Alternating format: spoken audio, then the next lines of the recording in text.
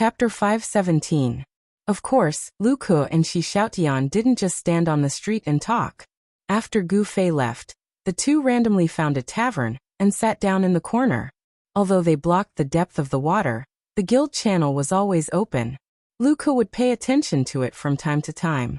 She knew that if water-breaking arrow was assassinated, the guild channel would definitely be lively.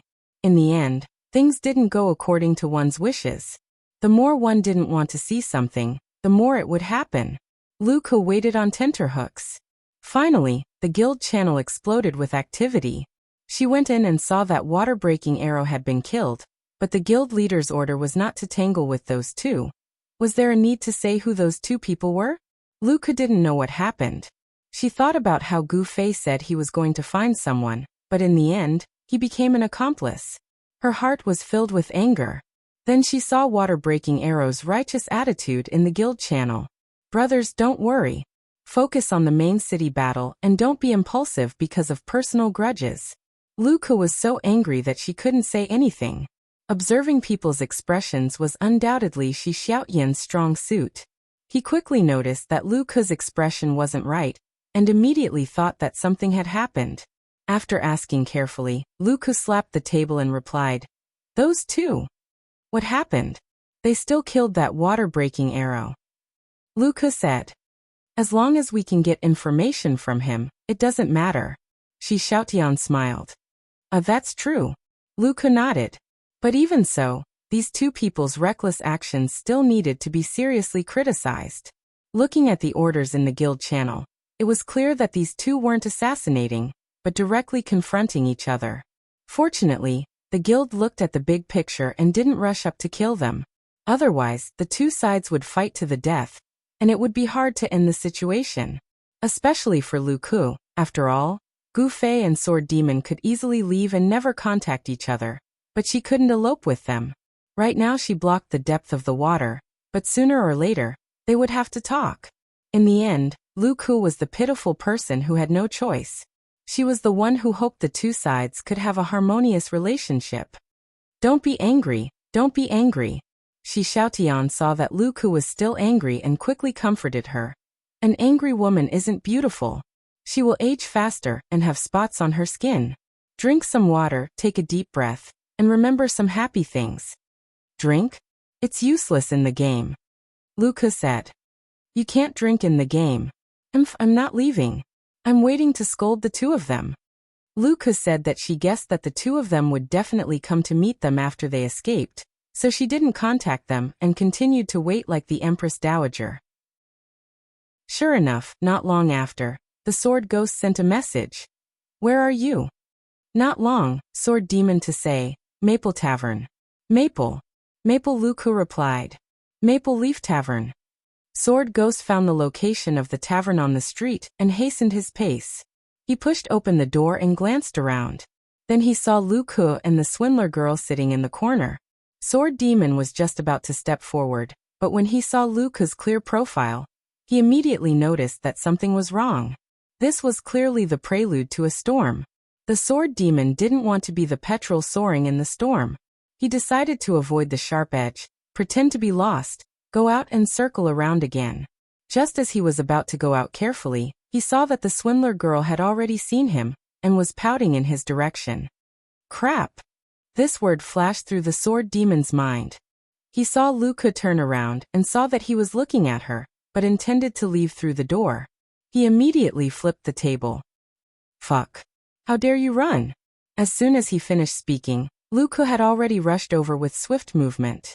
The dagger in her hand also shone with a cold light. It was obvious that it was not an ordinary weapon. Sword Demon didn't dare to be negligent and quickly raised his dagger. Two agile professions, two agile people, instantly launched a fierce battle in the small space of the tavern. Movement, rolling, stabbing, all kinds of skills and attack methods were displayed one after another. It was too much for the eyes to take in.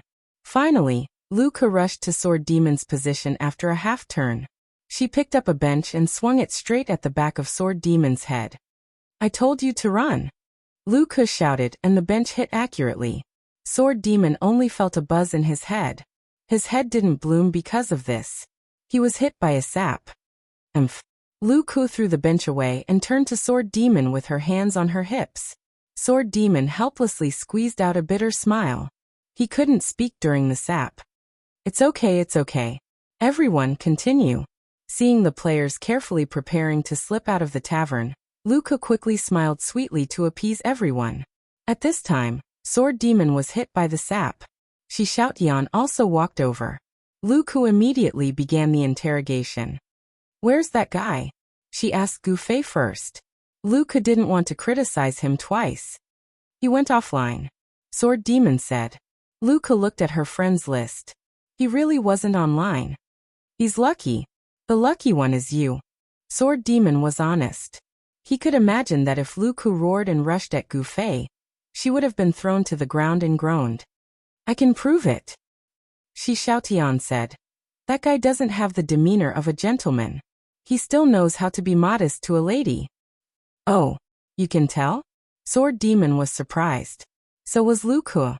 In terms of real online game level, Luku was at least 2 levels lower than Sword Demon.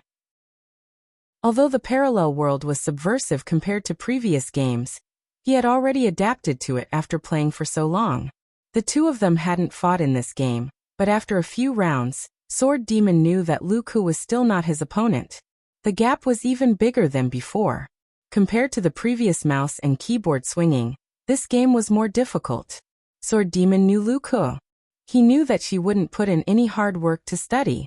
Her habit was to look at the strategy summaries of her predecessors, and then practice a few moves. In a game with such a high degree of freedom, this was obviously not enough. It wasn't surprising that Luku's level was a little behind the times. As for Luku, she knew that she definitely wasn't Sword Demon's opponent. But she also knew that Sword Demon would always give her some leeway during the sparring. He wouldn't embarrass her. So this battle looked fierce and gorgeous, but the two tacitly knew that this was just a fake match. They just didn't expect that Xiaotian, this girl, could actually see it. Amazing.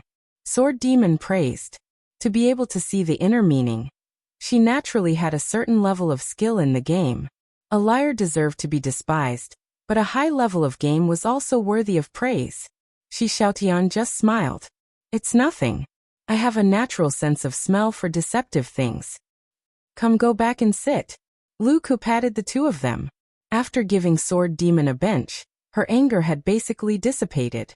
When they returned to the corner and Luoluo sat, no one spoke for a while. Sword Demon's expression was a little uncomfortable. In fact, letting a liar help, Sword Demon felt that it was a bit inappropriate. However, he also felt that this girl seemed to have a close relationship with Gufei, so he didn't mention it to Gufei. Don't mind it too much, Xiaotian suddenly said. I'm not helping you. I just think it's fun and I'm very interested in playing. Ah. Sword Demon didn't expect his thoughts to be seen through. Don't worry about him. He's stubborn. Luku more or less guessed Sword Demon's intentions from her understanding of Sword Demon.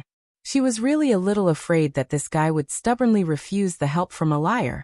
Luku didn't have such scruples, so she took advantage of Xiaotian's statement to follow the Sword Demon's lead. Sword Demon was helpless and had to follow their wishes. He asked, "How's the plan going?" Qianli said that he went to find Brother Yu to inquire about the black memory box. There's no news yet. This thing is very important, Luku said. Sword Demon glanced at his friend's list and nodded. Brother Yu isn't here yet. He's been gone for a long time. Brother Yu went to inquire about the news and Gufei went to find Sword Demon at the same time. Now that both of them had returned, there was still no news from Brother Yu. Don't worry. This thing isn't a rare item, right? Brother Yu will inquire about it. He probably saw some interesting posts on the forum and couldn't help but delay for a while. Sword Demon said. With Brother Yu's dedication to his hobby, there was still a possibility of this happening. I'm really anxious. Luku said. I'll go to the market later. Maybe I can receive it. This plan doesn't seem to be in a hurry, right? Sword Demon wondered. What do you mean? How long do you want me and Deepwater to not talk? Luku stretched out her finger and poked at Sword Demon. I didn't mean that. Sword Demon said quickly. Let me do all these.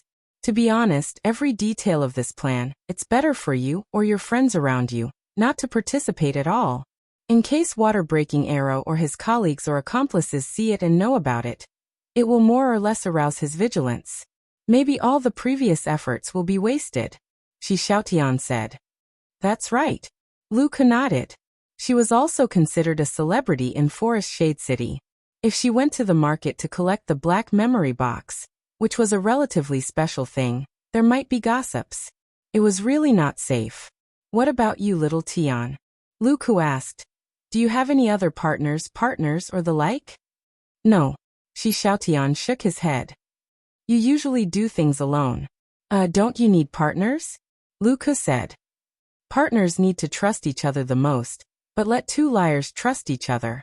Don't you think this is a bit too dangerous? Shi Xiaotian said. That depends on whether you think friendship or interest is more important. Sword Demon suddenly interjected. When there is friendship, there will be interest. When there is interest, there will suddenly be no friendship. The relationship between people is not so simple, Shi Xiaotian replied. Then doing so much alone, it's hard on you.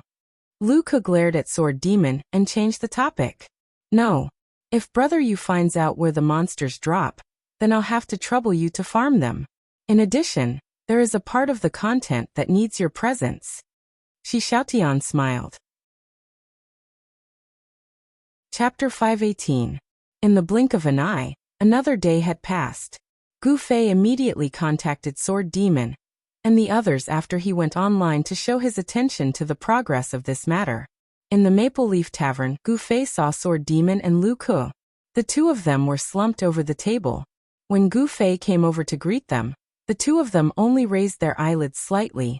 There were dark circles around their eyes, as if Lu Ke had used grease to apply makeup. Coming, Sword Demon said weakly. You two are going to die. It was undeniable that Gu Fei's words were a bit direct, but looking at the two of them, he really couldn't think of any other possibilities. I haven't slept all day.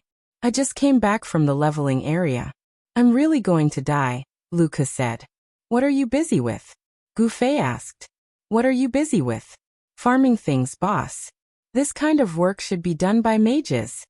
Lu Ke used her remaining strength to shout at Gu Fei. I can't. I'm very restrained in the game. I played too late last night. Gu Fei said innocently. Lu Ke was so angry that she wanted to kick him. As for what the two of them were farming, there was no need to ask. Did you get it? Gu Fei knew the result. The two of them nodded heavily together.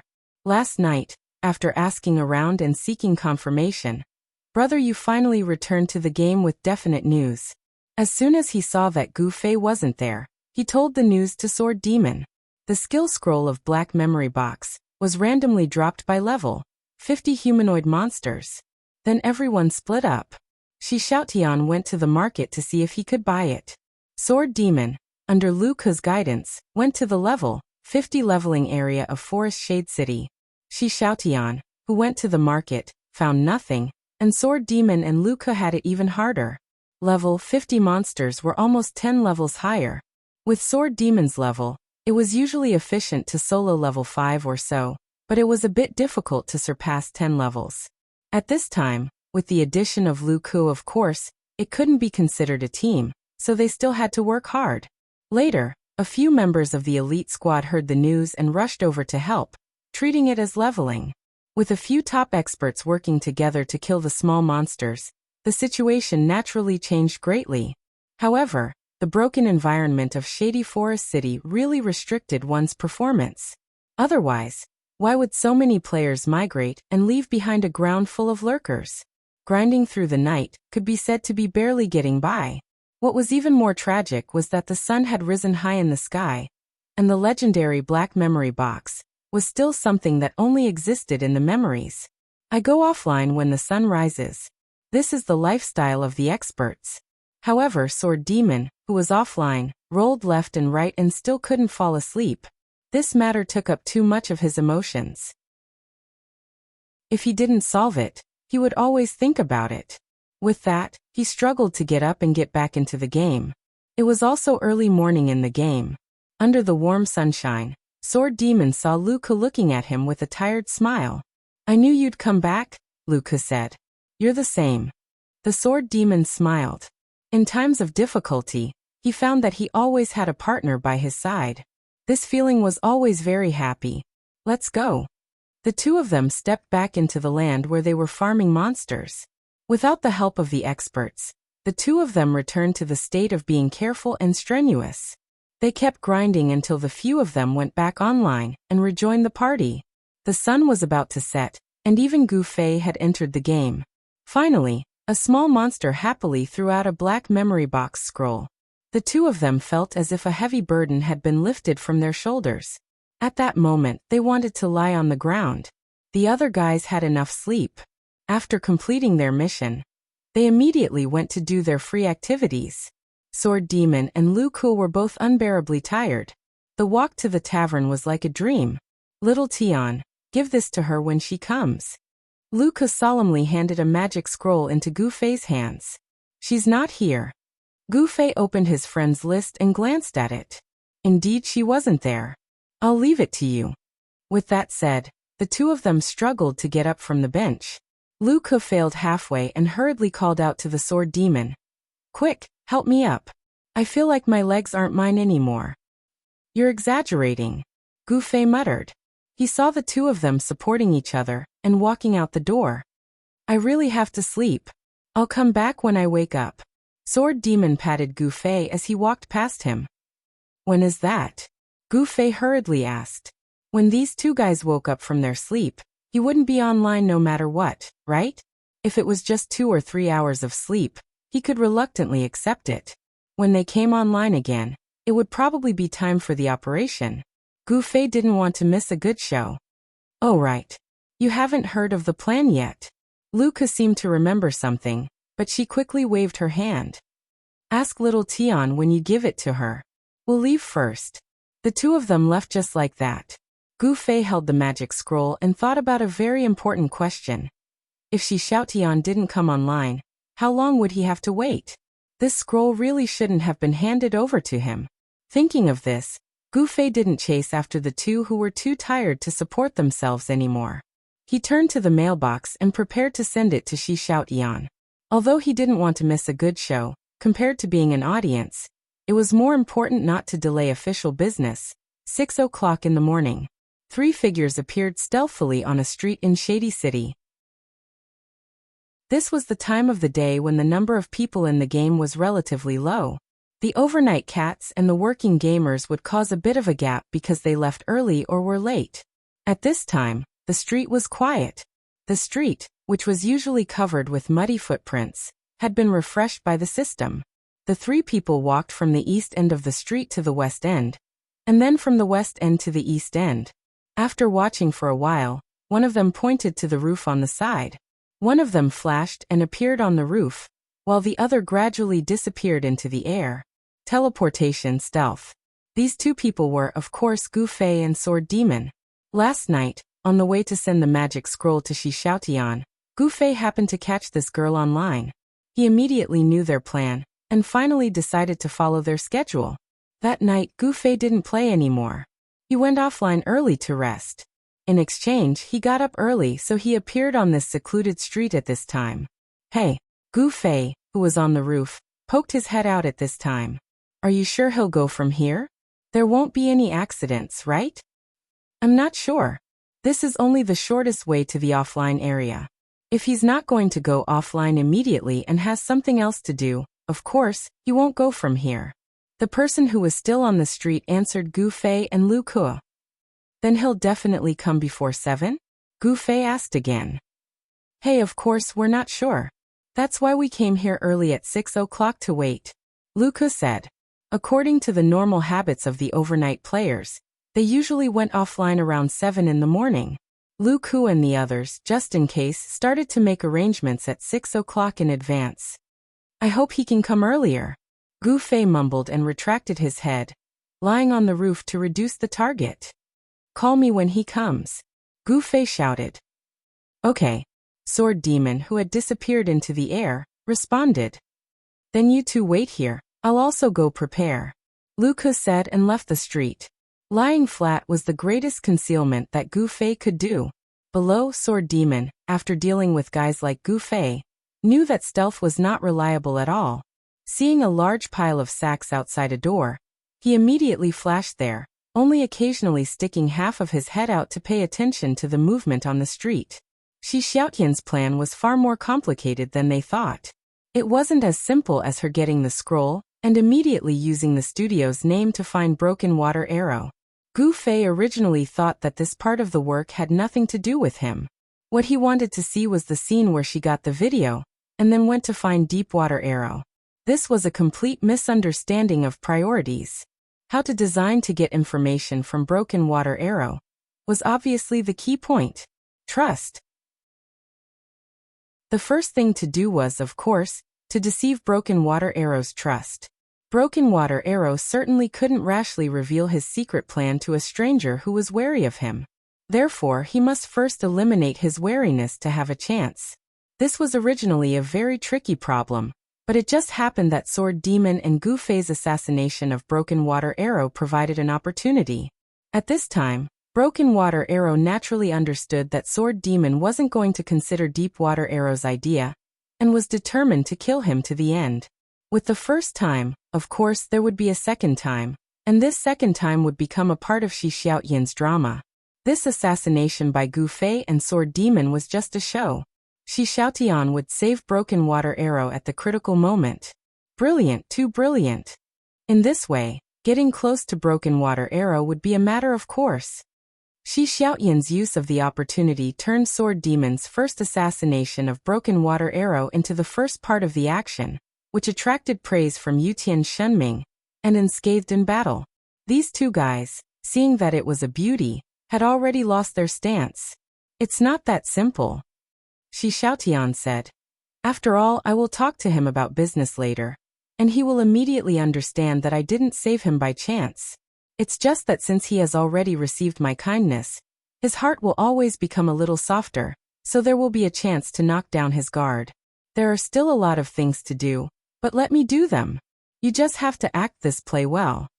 To act such a play together, there was a slight lack of manpower, so Yutian Shenming and Unscathed in Battle were also pulled in as able-bodied men.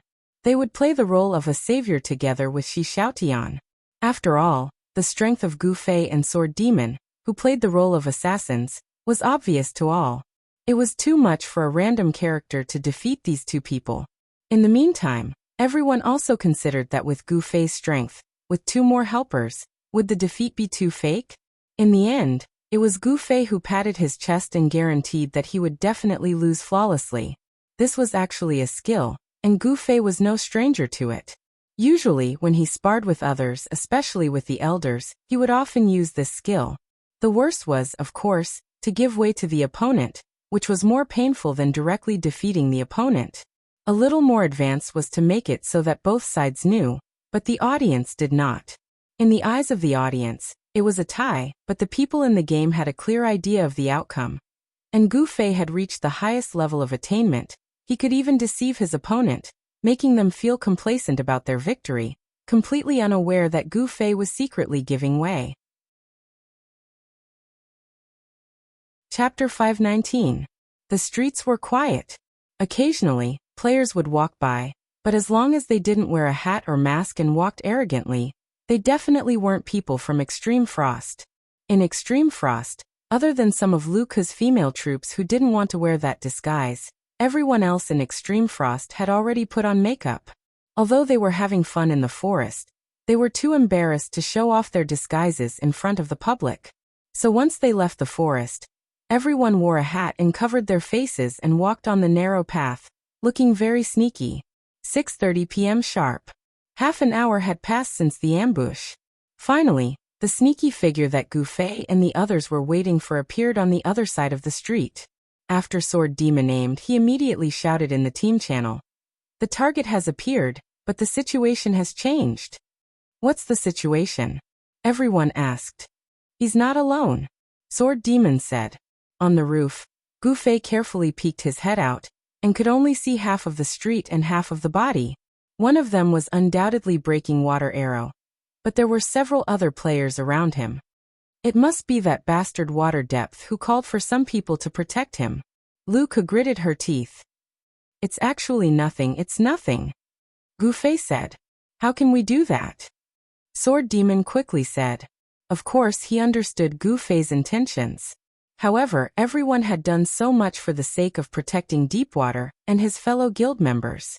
Sword Demon couldn't do something like sacrificing a portion of his people so casually. You guys decide. Let me know when you're done. Gu Fei took out his sword and placed it beside him. He decided to be a hired thug. This matter involved both the guild and his brothers. It was too complicated. He didn't have feelings for these people like Sword Demon and Lu Ku, so it was better not to express his opinion. Little Tian, what do you think? Lu Ku asked the chief planner of this operation, Shi Xiaotian. You guys decide. Shi Xiaotian also stayed out of it. So only Sword Demon and Lu Ku were left in a dilemma as they got closer and closer to the target. Do it. Lu Ku suddenly gritted her teeth and sent a message. The Sword Demon was taken aback. His idea was to give up first, but he didn't expect Lu Ku to have a tacit understanding with him this time. This group of idiots, it's good to teach them a lesson, Lu Ku said. But Sword Demon still wanted to say something, but he didn't expect Gu Fei to stand up from the roof and jump down. Sword Demon, you don't have to do it. I'll do it. When Gu Fei sent this message, the people on the street had already noticed him and were in an uproar. But at this time, how could Sword Demon choose to avoid? Without saying anything else, he walked out from behind the sack and stood quietly beside Gu Fei. Look for him. The others can leave if they have nothing else to do. Gu Fei pointed at the breaking water arrow. It was a habit of Gu Fei to give necessary reminders. No one flinched. Instead, everyone came forward. Gu Fei turned his head to the Sword Demon and said, You see, I gave them a choice. They chose this path of death, so don't be so burdened. The Sword Demon smiled bitterly. What kind of choice was this? How could someone just hear such a sentence and leave as if nothing had happened? You're the one who's going to die, right? The president expected you guys to come again. A person on the other side sneered. He expected it? Then why did he call you guys over? You guys don't usually have a good relationship with him, right? Gu Fei wiped the sword with the corner of his clothes. There was some dirt on it when it was placed on the roof. Compared to the mage robe that he didn't like, Gu Fei cared more about whether this weapon was shiny enough. Cut the crap. The other side shouted and led a few brothers to rush up. From the configuration of these people's professions, it could be seen that this team did indeed have a plan. Warriors, thieves, archers, mages, priests, and knights. Apart from the Grandmaster of Combat, these 6 major professions were indispensable to a mature team. These professions were present in the team in front of them. This was not an easy thing to do in Forest Shade City. The popular team here was a bunch of lurkers, and then the other professions existed like embellishments. Don't hesitate. After Gu Fei slapped the Sword Demon, he immediately set an example. Facing the other side's turbulent impact, he flashed forward and floated directly behind them with a teleportation. When the other side was still in a daze, he turned around and used a fierce double flame flash. The 3 of them were turned into flying ash on the spot. He really doesn't show any mercy. The Sword Demon felt a little shocked. Although he had fought side by side with Gu Fei many times, at least every time he was a real enemy. This time was somewhat different, but Gu Fei's resolute attitude was no different. Raising his hand and killing 3 people in a second, Gu Fei's murderous aura was too strong. Those guys couldn't help but be shocked. The previous momentum had disappeared after Gu Fei's slash of 3 people. In Shi Xiaoyan's words, the heart had already begun to soften and hesitate. However, they had spoken too confidently in the beginning. How could they easily give up now? They had to bite the bullet and go forward. Otherwise, there wouldn't be such an idiom as riding a tiger and finding it hard to get off. Unexpectedly, Gu Fei didn't use the momentum of this slash to suppress them. Instead, he turned his head to look at Broken Arrow. Comrade Broken Arrow, they are no match for you. Don't bother them with personal grievances. Let them go quickly. That's right. Broken Arrow actually nodded and said to the players in a deep voice, Everyone go first. I have something to say to this brother. Old Broken Arrow. Everyone obviously understood the meaning behind this, but none of them moved. People are always strange. When others think that you should die with them, no one is willing. But when others want you to abandon them and live alone, everyone is generous and heroic. This is my own business. It has nothing to do with you guys. You guys go first. Broken Arrow said. Impossible. If we leave together. If we die together. Everyone shouted. All right. Gu Fei couldn't take it anymore. It's completely different from what I imagined. You guys should just die together. Actually, there was a reason why Gu Fei was so ruthless. One move to suppress the opponent, and let them see how scary he was. Then he would use words to force Broken Arrow out. This guy was currently busy trying to win people's hearts. At this time, Gu Fei predicted that he would be very heroic and fight him alone, telling the others to quickly leave. However, Gu Fei had guessed this beginning correctly. He didn't expect this ending. These guys actually became heroic in this situation. No one was willing to leave. What's worse was that the dialogue was so old-fashioned. People's hearts were really hard to guess. Gu Fei couldn't help but sigh. He set off layers of fire waves, his hands flying. Gu Fei knew that even though the sword demon stepped forward, he was still conflicted. So he didn't want to embarrass him and took the initiative to get rid of everyone. Why bother? With the last sigh, a group of people was completely annihilated. No one could even touch the hem of Gu Fei's clothes before they returned to the respawn point. Gu Fei's long sword hung at his side. He looked at Broken Arrow. Good skills. Broken Arrow nodded. Gu Fei raised his eyebrows. It's nothing. I'm different from them. Broken Arrow began to roll up his sleeves. If you're different, I'll help you evaluate it. Don't worry, I'll be very careful. Gu Fei raised his sword. You should know that you were only able to hit me yesterday, because you were lucky. Broken Arrow said. If you didn't mention it, I would have forgotten. Turns out I already hit you yesterday. Gu Fei scratched his head. Then you're lucky.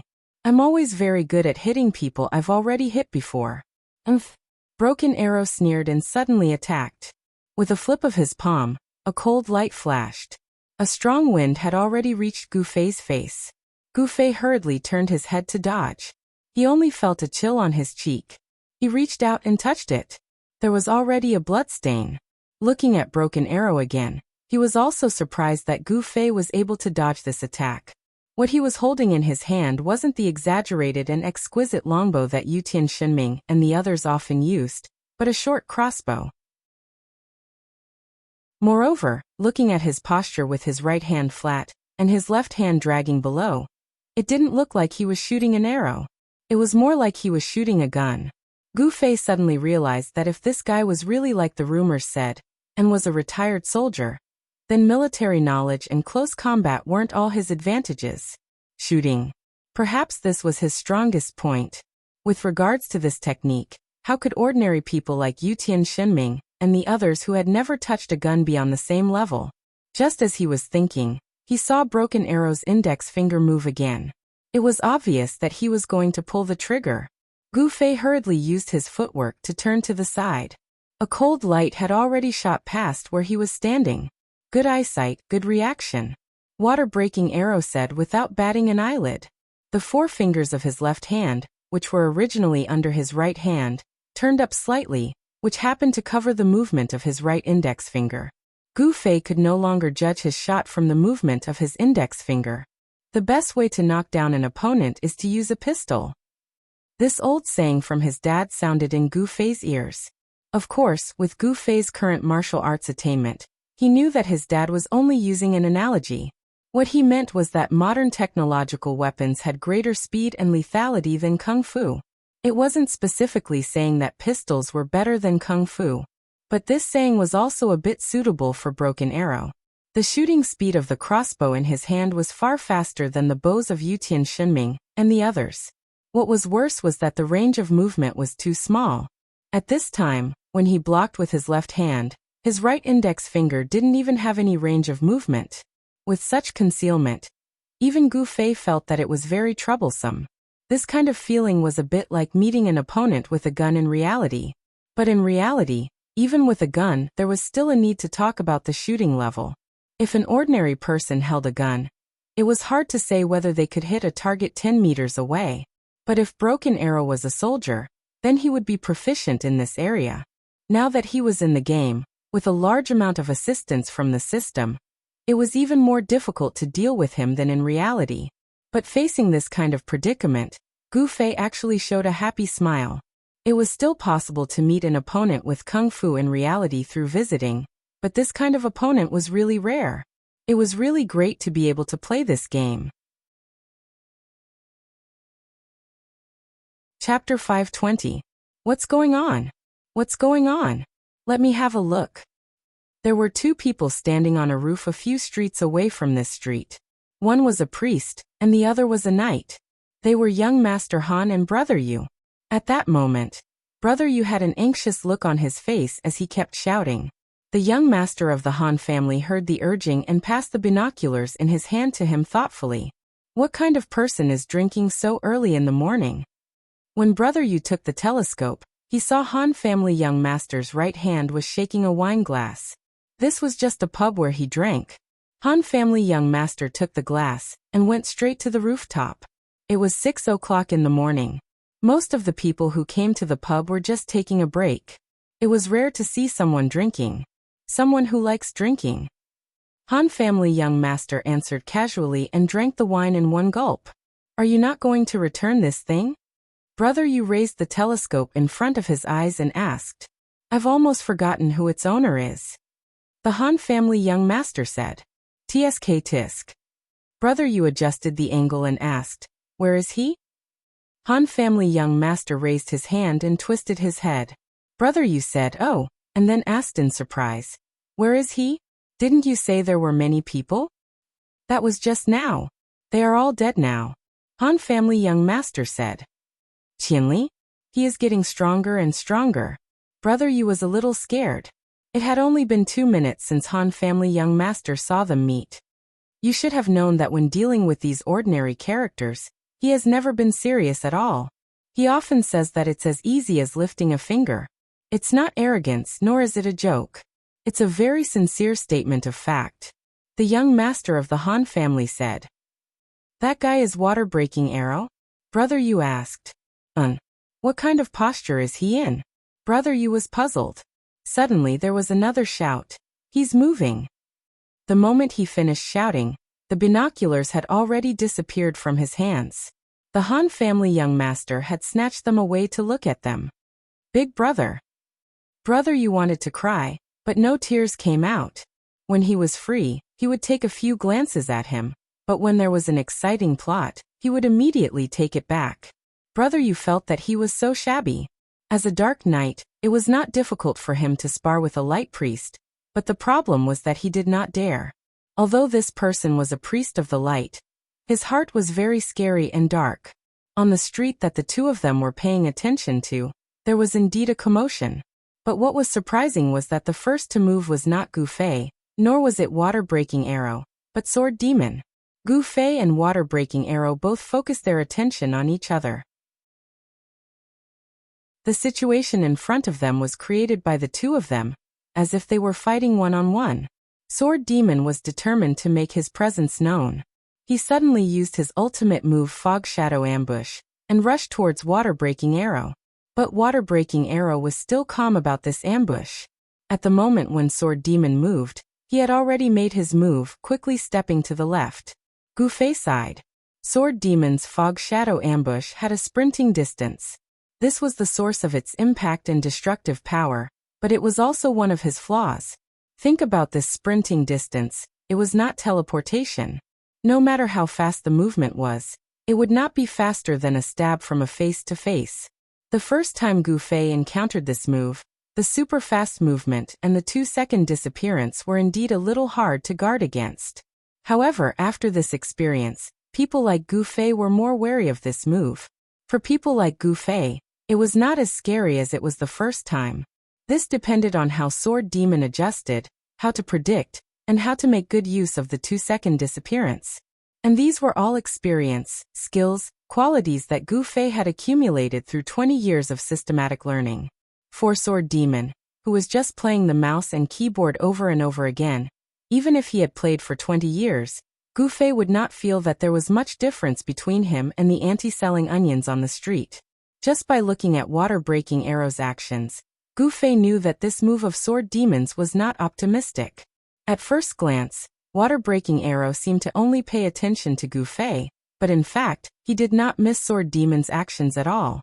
At this time, Gu Fei even found that the position he chose at the beginning seemed to be to guard against Sword Demon's attack. At this time, when Sword Demon moved, he also moved, accurately and timely. In the stage of Sword Demon's sprinting, he took 2 steps and simply hid behind the pile of sacks on the side of the street. Sword Demon hid behind the pile of sacks to ambush, and now water-breaking arrow also used this method to delay Sword Demon's attack. At this time, there was no target in Sword Demon's eyes. If he continued to take the shortest route between 2 points, he would only hit the sacks, so he had to walk in an arc or a zigzag line.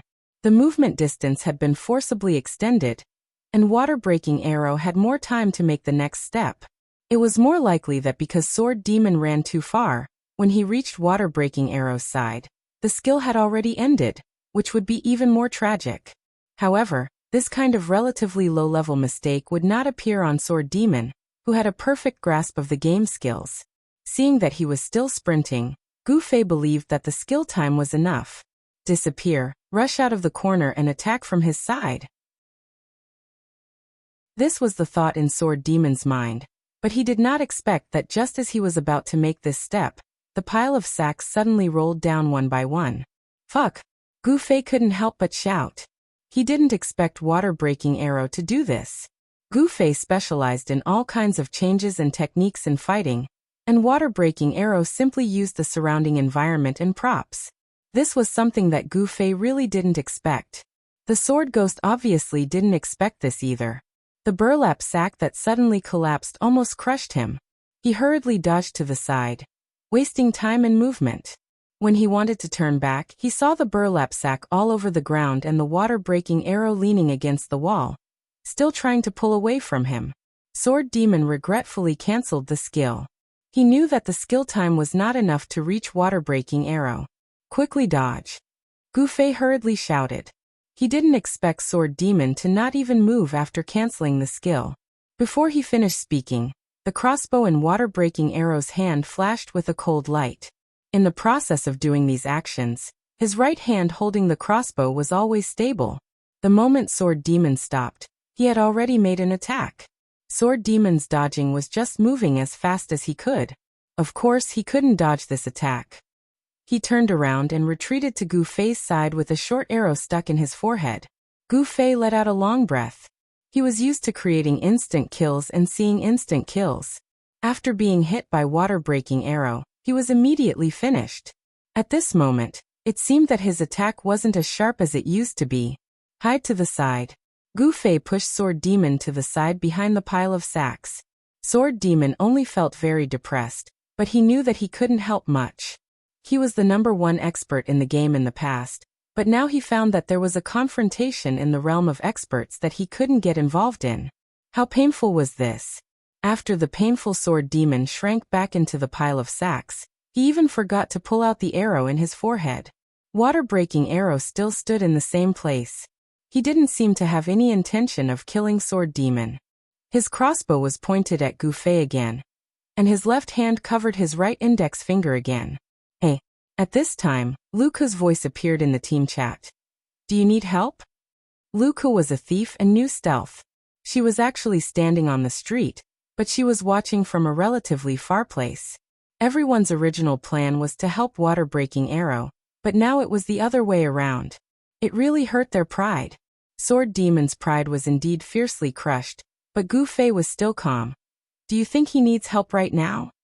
Not him, I'm talking about you guys, boss. Luca said. Don't mess around. Let him focus on dealing. Sword Demon quickly said. The water-breaking arrow was still pointed at Gu Fei, and this guy was still chatting with Luca. Come on, come on. Luca shouted twice with a pale face. Shoot, why don't you shoot? Gu Fei at this time spread out his hands and asked water-breaking arrow. What about teleportation? Why don't you teleport? Water-breaking arrow asked Gu Fei. He didn't spread out his hands, and the crossbow was firmly aimed at Gu Fei. You guess? Gu Fei said. After using it for such a long time, the current limit of teleportation with increased proficiency was only 6 meters, but water-breaking arrow was now 10 meters away from him. It wasn't that Gu Fei didn't want to use it, but even if he used it, he wouldn't be able to completely close in. But it seemed like water-breaking arrow also knew that this was Gu Fei's biggest trump card, and was carefully guarding against it. Naturally, he couldn't let him see through his thoughts. The answer, you guess, obviously provoked the water-breaking arrow for a moment. The teleportation skill didn't circulate, and this type of high-level skills information was as strict as always. This skill's movement distance, cooldown time, water-breaking arrow didn't know anything, so he really didn't know the reason why Gu Fei didn't use it on him. Speaking of which, if you don't shoot, is it because you don't have any bullets? Gu Fei suddenly said. You guess.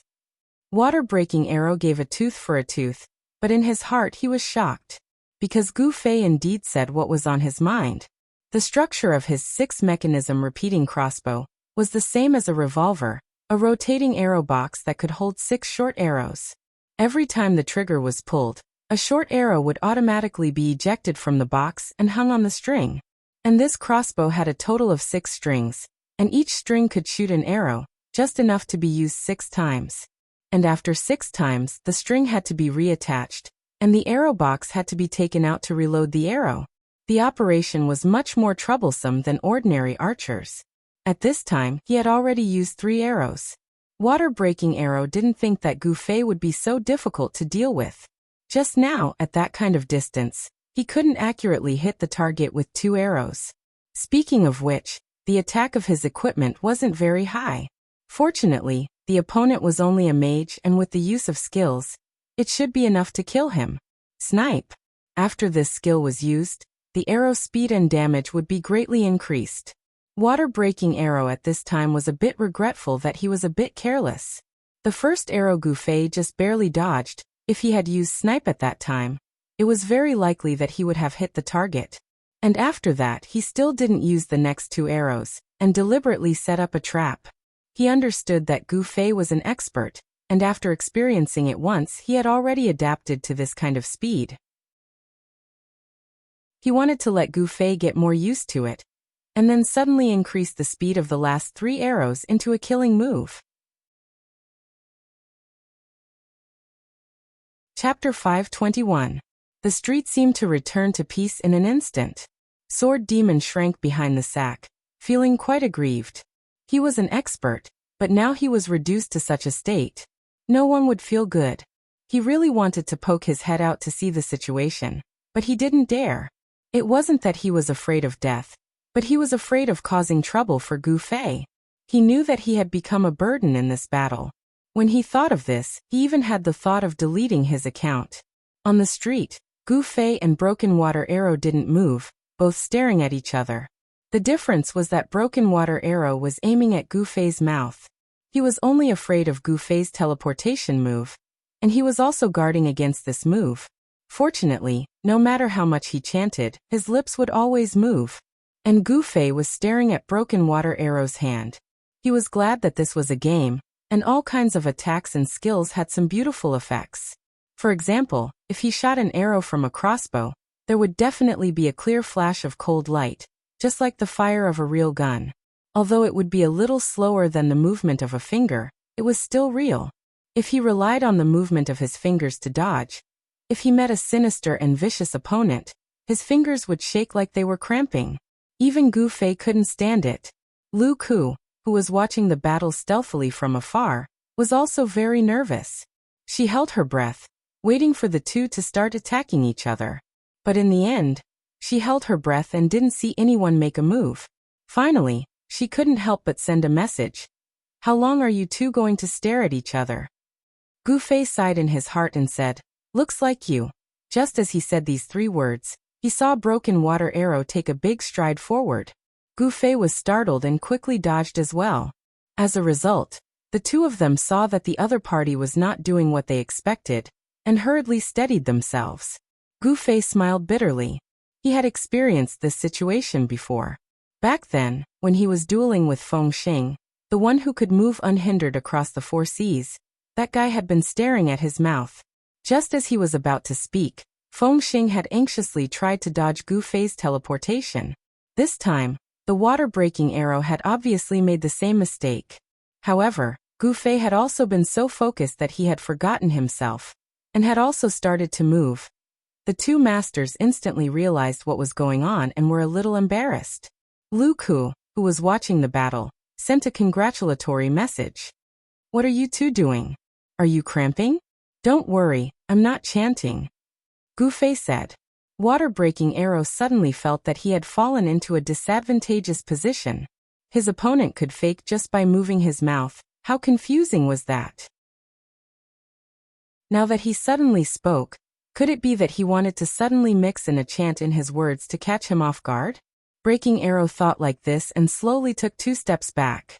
He didn't know the maximum distance of instant movement, but he knew that this kind of skill couldn't be infinite. Retreating a bit more was always safe.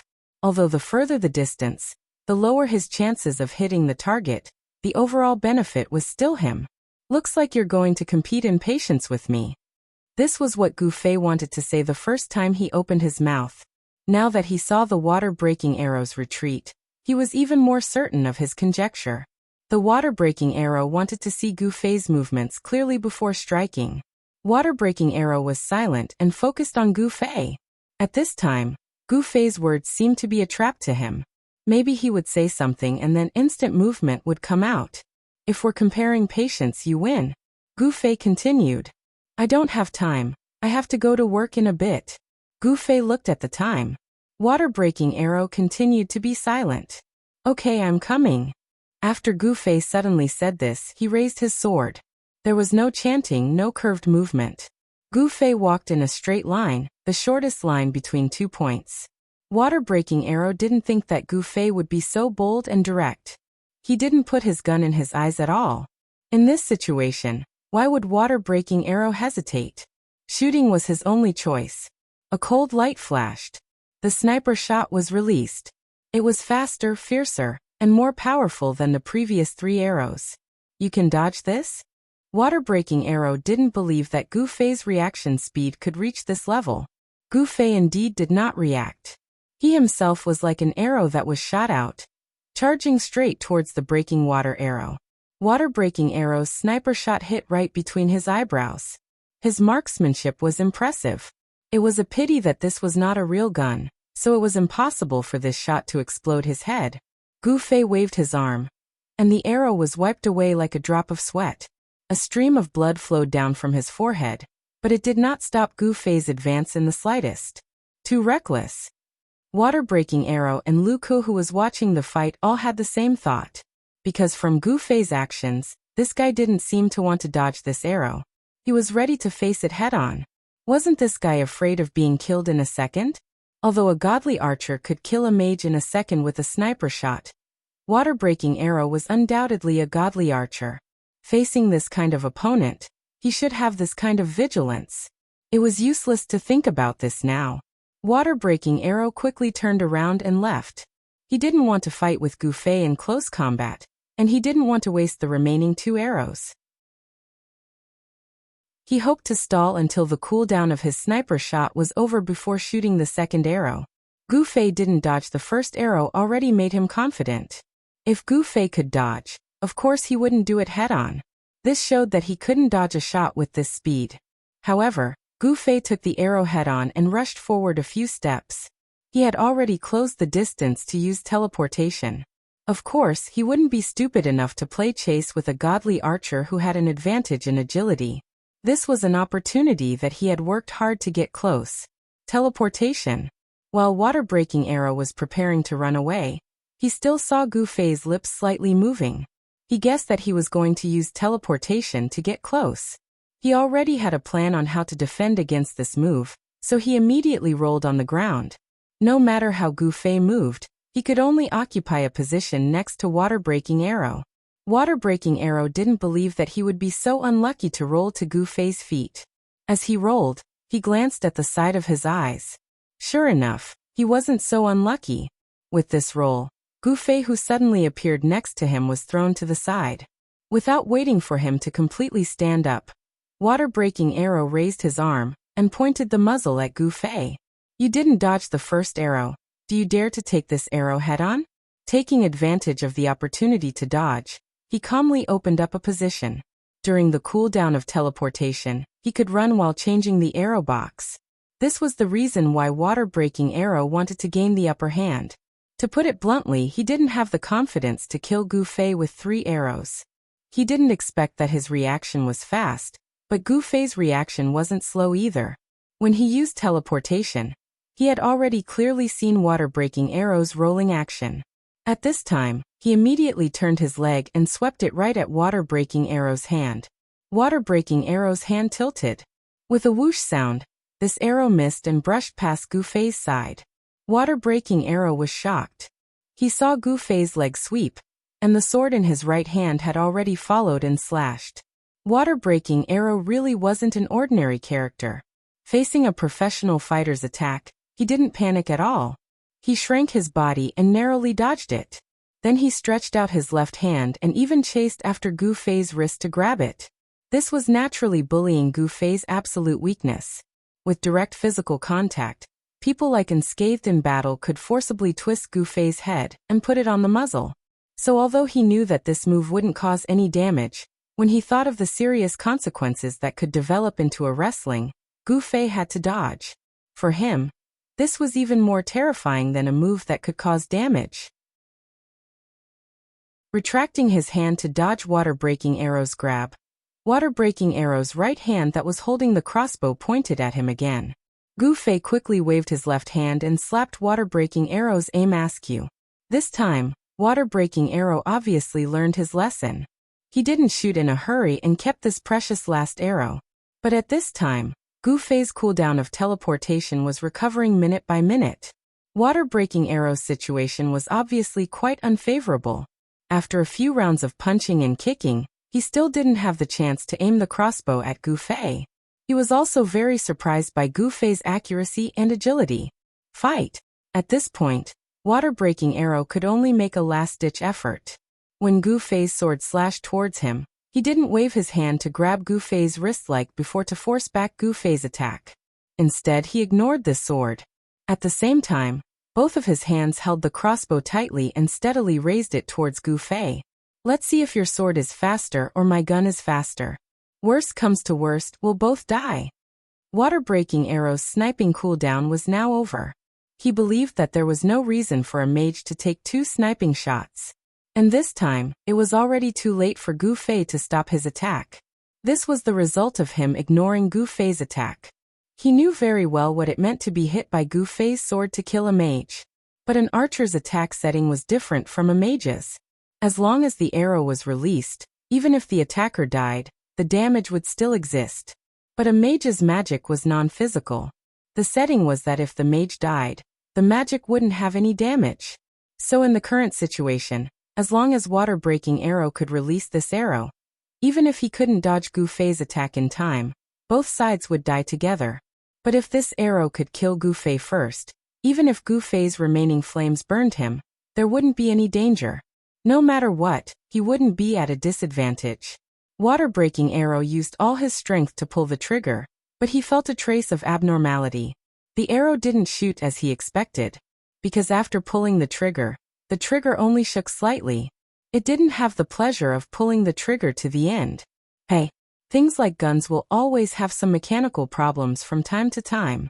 So the sword in hand is the most reliable. Double flame flash.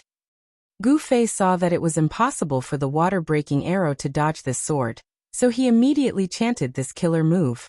This was the last bit of energy that he could release with his magic power. Water-Breaking Arrow couldn't dodge at all. His last sight was on the crossbow in his hand.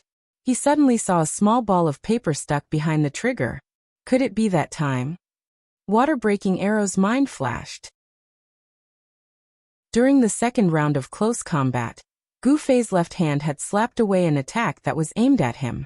Presumably at the moment of contact, this small ball of paper was accurately stuck. Too scary. Water-Breaking Arrow murmured in his heart. A precise attack that he couldn't even detect. Could he still be considered a human? Chapter 522. Water-breaking arrow had no room to maneuver. This was him sending himself to a path of no return. If he couldn't kill his opponent, he could only be killed by his opponent. Or from the beginning, when he stuck the paper ball on my trigger, he was waiting for me to take this step. This guy was not only frightening, but also very scheming. After water-breaking arrow's mind flashed with this thought, the sword edge had already swept past his body. The pain didn't seem to be very strong, and more importantly, there was no burning sensation like when he was bombarded by a mage's fire spell. Water-breaking arrow fixed his eyes on Gu Fei's sword. The flames of the dual flame flash had disappeared at some point. In other words, this sword was only a mage's slash, and there was no spell damage at all. At this time, Gu Fei also dashed to the eaves with his back against the wall. Water-breaking arrow was no longer in his eyes, and he looked in another direction, fully alert. Someone saved me. Water-breaking arrow understood that someone had ambushed Gu Fei without delay. It was easy to stop a mage's attack. As long as there was a slight hit, the spell would be interrupted. No matter how strong Gu Fei's skill was, he couldn't escape this system's rules. His dual flame flash was obviously interrupted, so this attack became a normal slash. However, there was no one on the street. The person who could make this attack was obviously a long-range profession. Was it an archer in the guild? Water-breaking arrow was guessing when he heard an extremely fierce arrow whistling. Water-breaking arrow couldn't help but frown. He hated the design of the arrow in the game to be so arrogant. It was simply a hint to the enemy. However, although he didn't like it, he also understood that in the game, a loud sound was also a symbol of extremely strong attack. Under the eaves, Gu Fei nimbly turned around, and the arrow nailed straight into the wall. Most of the houses in Forest Shade City were made of wood. This arrow shot directly through the wall, and the arrow was fully inserted halfway. What a strong arrow! Water-breaking arrow exclaimed. As a godly archer, it was also the first time he saw such a fierce arrow attack. At the same time, just like Gu Fei, he had also sensed the origin of this arrow. At the top of the wall near the end of the street, an archer was half-squatting by the eaves, posing in a flashy pose. It was obvious that he was very skilled in this art. The previous shot was a sniper shot, followed by a double arrow. Gu Fei rolled on the ground, and the two arrows fell to the ground. Gu Fei looked left and right, as if he was weighing whether he should continue to deal with the water-breaking arrow, or deal with this uninvited guest. But just as he turned around, his expression suddenly changed, and he leaped behind a pile of sacks on the side of the street. Another arrow flashed with a red glow and whistled through the air.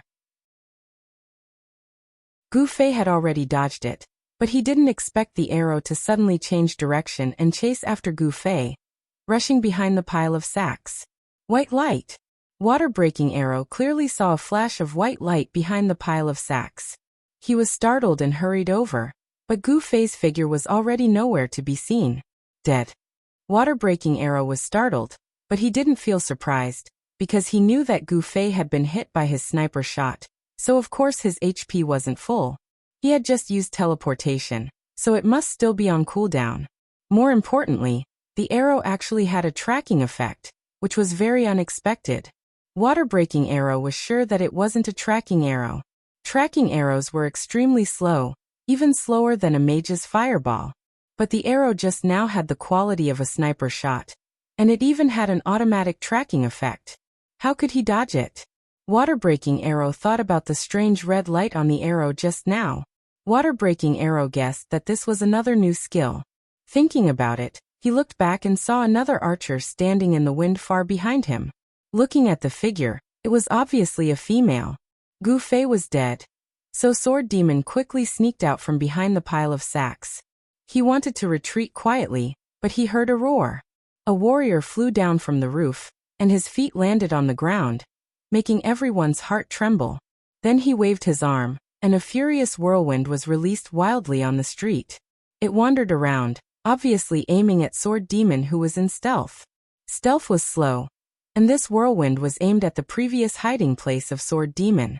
So although he didn't know the specific location of Sword Demon, it blocked all the angles he wanted to retreat. Sword Demon's figure quickly appeared in the air. It was unrealistic to escape with the speed of stealth. Sword Demon looked left and right, then stepped onto the pile of sacks on the side. With a leap, half of his body was already on the roof. The archer on the opposite roof immediately shot an arrow, hitting him in the shoulder. Sword Demon's figure trembled, but he gritted his teeth and didn't let go. He quickly turned over and used swift movement, flying away from the roof. Motherfucker! Breaking Water Arrow heard the warrior cursing, then grabbed a sack and threw it onto the roof of the house. Water Breaking Arrow was a little confused. He looked left, looked right, and looked at the roof. All three of them were undoubtedly masters. The destructive power of the archer on the roof, the strange skills of the female archer behind him, and the warrior's awareness of using whirlwind to block the way of retreat were all wonderful. Such a character shouldn't have appeared in Shady Grove City. In this place, the most skilled were the lurkers, followed by the thieves. Other professions were rarely seen in glory. Who are you? Water Breaking Arrow asked. In the blink of an eye, he saw that the archer on the roof had already retreated. The warrior on the street had also sheathed his two swords and stood there majestically without moving. Only the female archer behind him, at this time, strode towards him. Water Breaking Arrow. The woman called out his name clearly. You know me. Water Breaking Arrow was surprised and looked back. At this time, there was no you anymore. The warrior had turned around and was ready to leave, leaving only the woman to talk to him. We've noticed you for a long time. The woman said. You are? Water Breaking Arrow was puzzled. Lone Eagle Studio. The woman introduced herself. Studio. Water Breaking Arrow continued to be puzzled. It's newly established. Currently, it's still in the stage of recruiting. We don't have much fame yet. You said you're looking for me? What do you want? Water Breaking Arrow could certainly understand the woman's intention. Do we continue to stand here and talk, or find a place to show our faces? One of them had his face covered, and the other had his face painted. Both of them could be considered to have hidden themselves. It doesn't matter, Water Breaking Arrow said. I'm very grateful that you saved me just now, but I'm not interested in joining the studio. You don't have to refuse so quickly, right? Let's find a place to talk. The woman invited. After all, it was someone who had just helped them a lot. Almost no one dared to refuse such an invitation. Water Breaking Arrow was no exception. After nodding, the two left the street together. Where to? Water Breaking Arrow asked. Anywhere. The woman replied. Then let's go here. Water Breaking Arrow pointed to the side. It was a tavern, the best place for players to chat in the game. Shi Xiaotian was slightly surprised.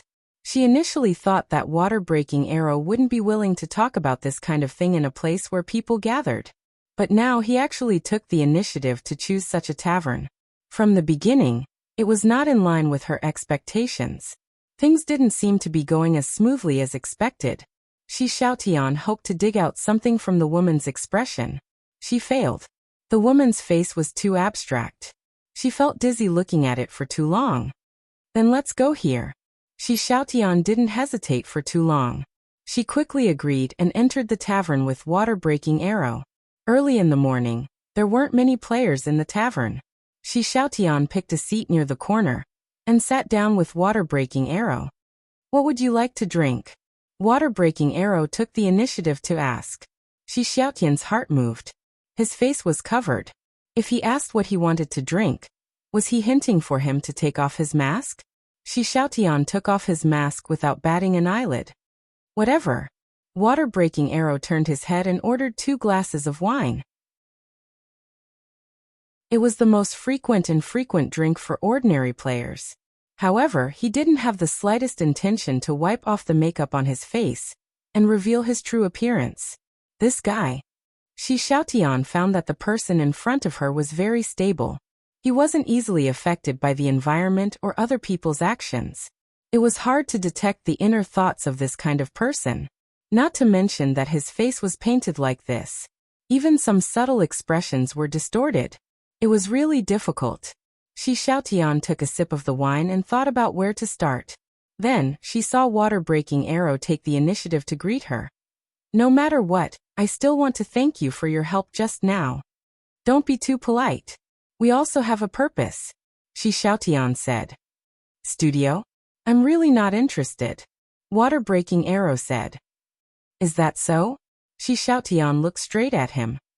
Are you not interested, or are you very satisfied with the current situation? Don't worry. If it's in terms of pay, our conditions are very generous. Pay? That's not what I mean. Water-breaking arrow said. Oh. Then if you have any requests, you can ask. Shi Xiaotian said. Studio, professional player, right? I'm just not interested in this industry. I don't have any thoughts about this job. Water-breaking arrow said. Really? But as far as I know, you're doing a good job. Shi Xiaotian said. What do you mean? Water-breaking arrow said. I mean the work you're doing in the extreme cold.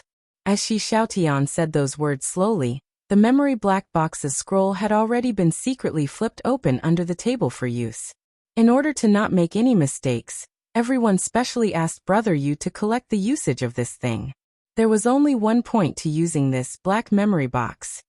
If it was a spell, the caster must continuously use it. If it was interrupted, it would be over. If it was a scroll, the scroll must be kept open. Other than that, there was no problem with the perspective. The video and sound within the radius of the center of the scroll would be perfectly preserved. As for the duration, it depended on the caster's mana. No matter if it was a spell or a scroll, mana would continue to be consumed. In other words, the more mana a person had, the longer the recording time would be. Chapter 523. At the end of the street, after seeing the figures of Shi Xiaotian and Broken Arrow disappear, Lu Ku, who had been hiding, let out a long sigh of relief and showed herself.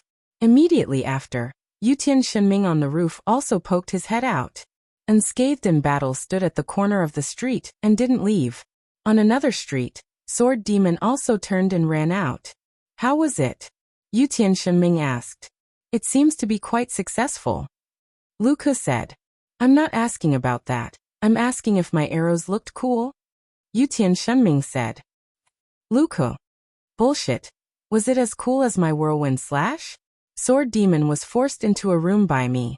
Haha, Sword Demon, be honest, if it was a real battle and I didn't show mercy, you wouldn't have been able to escape. Unscathed in battle vigorously patted Sword Demon and said. It's difficult. Sword Demon said honestly. Haha. Unscathed in battle was of course even more proud. But in a real battle, I won't tell you where I'm hiding. The more honest words were yet to come. Ha ha ha ha.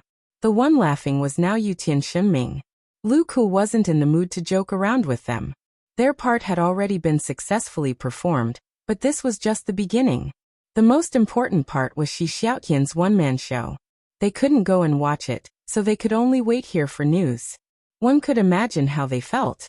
Inside the tavern, the black memory box scroll was quietly activated. Shi Xiaotian estimated that the scroll would record a length of about 4 minutes and 24 seconds based on his mana that was slowly draining away. If everything went well, it should be enough. Shi Xiaotian thought to herself. She caught a fleeting glimpse of water-breaking arrow's gaze from what she had just said. She was very pleased that she was able to capture some information from his eyes. In the end, she needed to observe the other party's reaction before she could proceed with the next step of guidance. In their field of expertise, this was known as mind reading.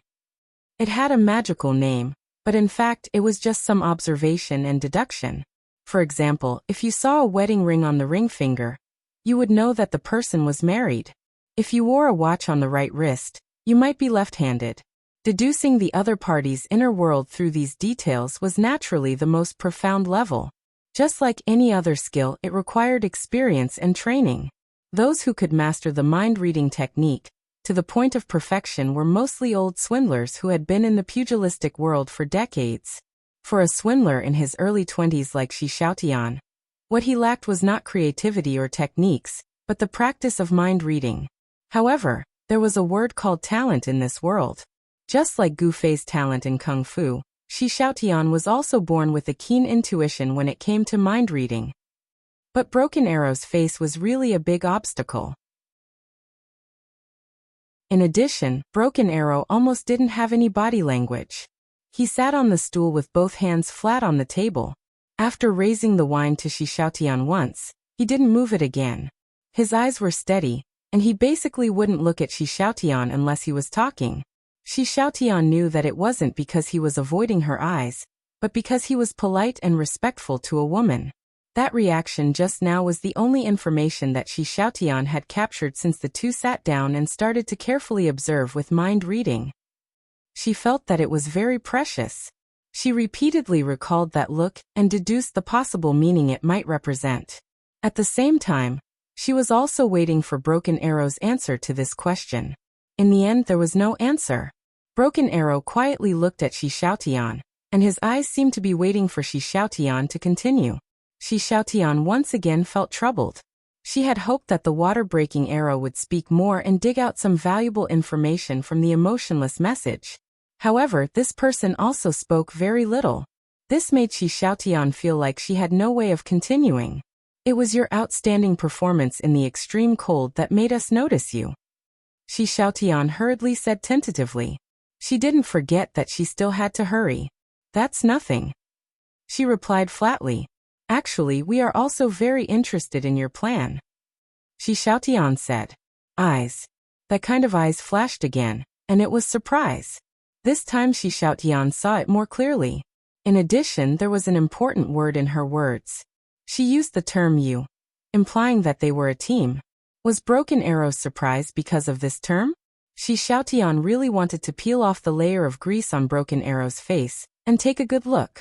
To be honest, we are so greedy that we want to get you and your plan together, Shi Xiaotian continued. This time, she didn't believe that Broken Arrow would have no reaction at all. Sure enough, Broken Arrow seemed to helplessly shake his head. I don't want to join the studio. As for this plan, I feel that you seem to have some misunderstanding. Oh, is that so? Shi Xiaotian didn't say much. It wasn't easy to get a chance for Broken Arrow to speak more. What I'm doing is just to help them. You said that you are interested in this? Forgive me for being blunt. Although I don't know much about the studio, but you should be pursuing benefits in the game, right? Why would you be interested in what I'm doing? Broken Arrow said. This guy. Shi Xiaotian didn't expect that Broken Arrow would give such a reply. Is he telling the truth? Or is it that our plan has some loophole and he has already guessed our goal from our words? If that's the case, I've been giving him too much information, and the one who has been mind-read is actually me? Shi Xiaotian didn't have time to filter through the details of the entire plan. At this time, she regretted opening the black memory box too early. But there was no other way. Shi Xiaotian had already decided to open the black memory box when talking about the plan. From Lu Ke's understanding of Deepwater's personality, it was clear that only clear and detailed conversation details could convince him. Is that so? It seems to be very different from what we understand, Shi Xiaotian said. In fact, what Broken Arrow said just now was equivalent to announcing the failure of their plan this time. But the setup was so hard and the black memory box had already been opened. Shi Xiaotian still decided to gamble one last time. Oh, then what do you think? Broken Arrow's answer was just as Shi Xiaotian expected. Enter extreme cold, teach them practical forest combat techniques and trap techniques, establish a good image, win over the hearts of the people, and then find an opportunity to replace the original guild leader and take control of the entire guild. Shi Xiaotian threw out their deductions. Just as she expected, Broken Arrow didn't have much of a reaction. He only shook his head slightly. For a person with a stable mood like him, even if Shi Xiaotian predicted it 100%, it wouldn't cause him to have excessive fluctuations. While shaking his head, he calmly said, It's a big misunderstanding. I didn't mean it that way. But you have the conditions and opportunity to do this. Since you don't have the intention to join the studio, maybe you can consider helping us for a short time. Do as I said. After that we... Enough. Broken Arrow suddenly interrupted Shi Xiaotian's words. Shi Xiaotian knew that she had completely failed. Her last move was a lure. Of course, she didn't want to use this as evidence to show Deepwater. She wanted to lure Broken Arrow into a cooperative relationship with her. In this way, the black memory box would be abandoned. Shi Xiaotian would be a collaborator and easily obtain more convincing evidence at any time. It could be said that if this move succeeded, even if Broken Arrow was originally innocent but was tricked by Shi Xiaotian to be black, his method couldn't be said to be not despicable, but at least he had obtained the necessary evidence. Whether to use it or not was up to Lu Ku and the others to decide. But it was a pity that this move also failed. Shi Xiaotian was interrupted by the water-breaking arrow before she could utter a realistic and enticing number. She could see the disgust in the water-breaking arrow's eyes. Standing up, he looked at Shi Xiaotian and said slowly, "No matter what the purpose is, I am still grateful to you for saving me. But it seems that we are not on the same path. You know my name, so no matter when, as long as there is a proper way, I can return the favor to you. Besides, I hope that we will not have any contact in the future. Sorry, I will leave first." Finally, not forgetting to nod politely, Broken Arrow turned around and left. Sitting in the same place, Shi Xiaotian was a little stunned. Finally, what she caught was still Broken Arrow's eyes. At present, there were only two possibilities. The first was that the water-breaking arrow had seen through their plan, and he was an even more brilliant liar than Shi Xiaotian. The second was that there was nothing wrong with the water-breaking arrow, and Gu Fei and the others had misunderstood him from the start. On the roof of a pub, the moment Shi Xiaotian and Broken Arrow left, Han family young master put away his binoculars. Brother Yu was very depressed at the side. He guessed that the wonderful show must have been finished, so he didn't even borrow the binoculars. He just asked, "How was it?" "Idiot actor, wasted a wonderful script," Han family young master said. "Failed." Brother Yu was surprised. He and Han family young master also fully understood Gu Fei's plan, but they couldn't play any necessary role in it. So they didn't go over to arouse suspicion. They just watched from afar with binoculars. Poor Brother Yu, he only saw the silent confrontation between Gu Fei and Broken Arrow from the beginning to the end. If I was Broken Arrow, they would definitely fail. Han family young master said. "What do you mean?" "I don't know yet," Han family young master said. "What happened?" Brother Yu asked. Yutian Shenming interrupted Qianli's skill with an arrow. Then he showed off his high-damage snipe. "Let me ask you, with such high damage, why didn't he kill Qianli in one shot?" Han family young master said. Even if Broken Arrow didn't notice it at the time, if he remembered this detail later on, how stupid would he be to not notice it? Han family young master asked. "Doesn't that mean he would definitely fail?" Brother Yu said. "Let's hope he remembers it later," Han family young master said.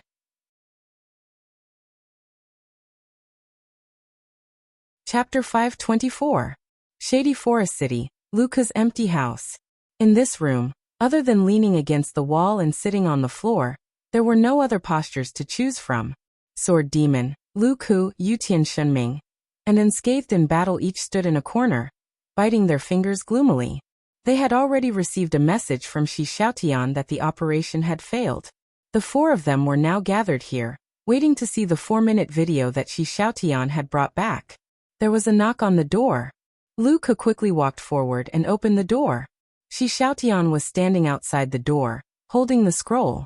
"Sorry." Shi Xiaotian pursed her lips and said, "Come in first." Lu Ku pulled her into the house. "It's nothing. Who can be sure that this kind of thing will succeed?"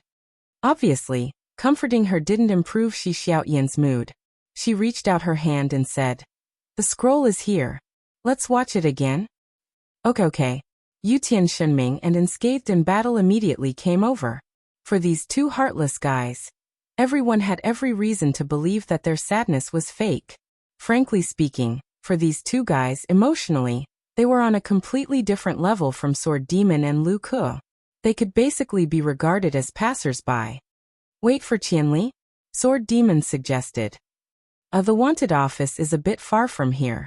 He needs some time," Lu Ku replied. Of course, Gu Fei's death was just an illusion. It was only at the beginning of the plan. Even if Gu Fei was willing, with the loyalty of Sword Demon, he would never agree to let Gu Fei make such a sacrifice. So after studying the street terrain, they decided on the plan to hide in the sack and fake death from the beginning. The method was very simple. They would pretend to be attacked, then flash white light and disappear. These were technically feasible. As long as Gu Fei could control the time and disappear with a teleportation skill before being hit, it would be fine. The water-breaking arrow's line of sight was blocked, and he couldn't see any flaws. Originally, he wanted to get a teleportation scroll, but Gu Fei simplified this plan and made use of the teleportation function of his Windchaser emblem. After completing a bounty mission, he didn't teleport immediately. Instead, he activated it at the crucial moment.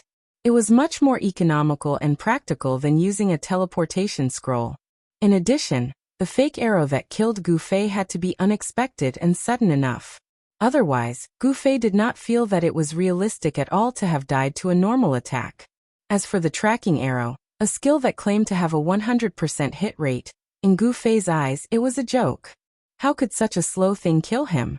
Unless 100 shots were fired at once. Finally, Shi Xiaotian provided her with a unique skill. Double Chain Arrow. Compared to Double Chain Arrow, the skill's name had an extra lock word. And the main point was this lock word. This skill's 2 arrows had to be released twice. The first arrow's attack and speed were exactly the same as a normal attack. If the first arrow didn't hit the target, then there wouldn't be a second arrow. But if the first arrow hit the target, then the second arrow would automatically chase after the first arrow. Moreover, this arrow would have the speed and power of a sniper, equivalent to a super advanced version of a tracking arrow. Before the plan was implemented, Shi Xiaotian first shot Gu Fei's first arrow. After that, as long as she didn't attack again, the double chain arrow state would be maintained.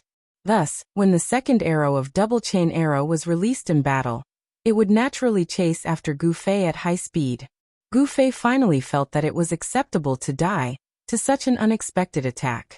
At this time, after Gu Fei left the wanted mission office, he had been rushing to meet up with everyone.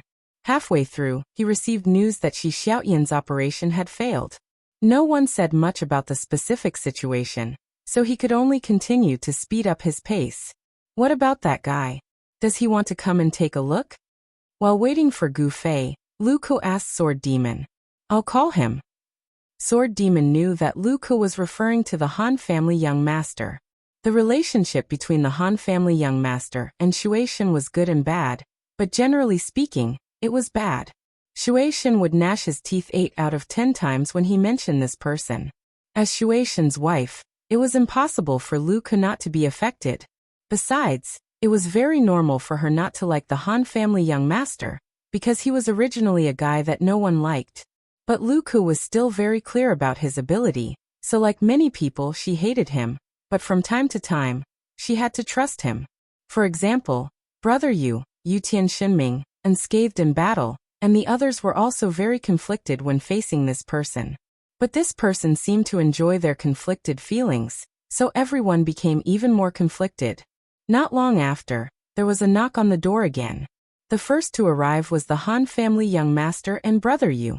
The two of them could use binoculars to watch the battle, so at least they were in this area, much closer than Gu Fei. So when Lu Ku opened the door, she saw the face that made many women helpless, that contemptuous look, and then the smell of alcohol that followed like a shadow. Lu Ku quickly waved her hand to fan herself. This smell of alcohol. Alcohol smell? That's also the most gorgeous. As he spoke, the Han family young master had already walked proudly into the room, and his eyes quickly stopped on Yutian Shenming. What? Yutian Shenming's voice was still quite loud, but it was obvious that he didn't have much confidence, because it was proven that the Han family young master would never despise or ridicule anyone for no reason. The target that he despised and ridiculed had enough reasons to be despised and ridiculed. At least, he thought that was the case. Idiot. The disdain started in a blatant manner. I'm talking to you. Yutian Shenming looked at Unscathed in Battle seriously. Unscathed in Battle stretched out his hand to grab his head, but Yutian Shenming dodged it nimbly. He was also an expert, but if he was caught and thrown out by Unscathed in Battle, how could he continue living in this world? 2 idiots, said the Han family young master. You're an idiot, you're an idiot. The two of them immediately formed an alliance to resist the enemy. The Han family young master didn't talk back and only sneered. Then, looking at the two people's anxious expressions, Anyone who saw this scene would be able to quickly tell which side was the idiot. At this time, the person who came out to smooth things over was naturally Brother Yu. The others were also a bit angry that the Han family young master had called someone an idiot the moment he entered the house. In the end, after listening to Brother Yu's analysis of the Han family young master, everyone looked at Yu Tianxinming with disdain. Don't blame him too much, and scathed in battle suddenly became like a kind uncle. His brain hasn't fully developed yet. Get lost. Yu Tianxinming pushed and scathed in battle away and explained to the others helplessly. Then what should we do? We must interrupt Qianli's skill. Otherwise, the water-breaking arrow will die, and Lil Tianjie's attack can't be used at that time, otherwise Qianli will die. That's the plan from the beginning. The Han family young master face-bombed. His brain really hasn't fully developed yet? Before Yu Tianxinming could react, the Han family young master had already continued. Didn't you understand what Brother Yu said just now? The problem isn't the first arrow's interruption, it's the second arrow's sniping. You shouldn't have shot such an arrow just to satisfy your craving. This arrow contradicts the first arrow. I just thought that Qianli would definitely be able to dodge it, so I wanted to attack a few more times to make it look more realistic. Yu Tianxinming felt a bit wronged. This was indeed his true intention at that time.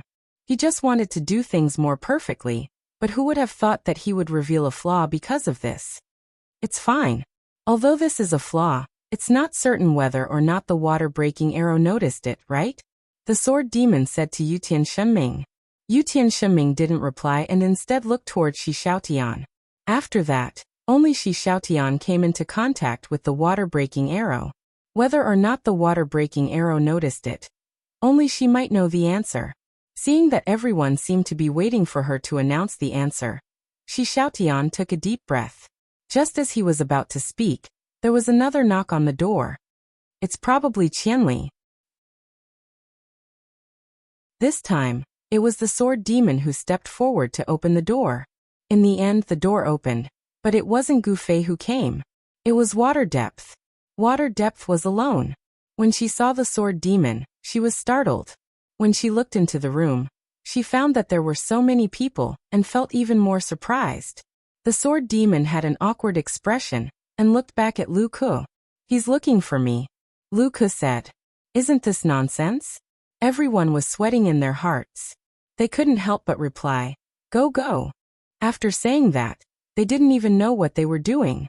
Everyone was very embarrassed and couldn't help but dodge to the corner.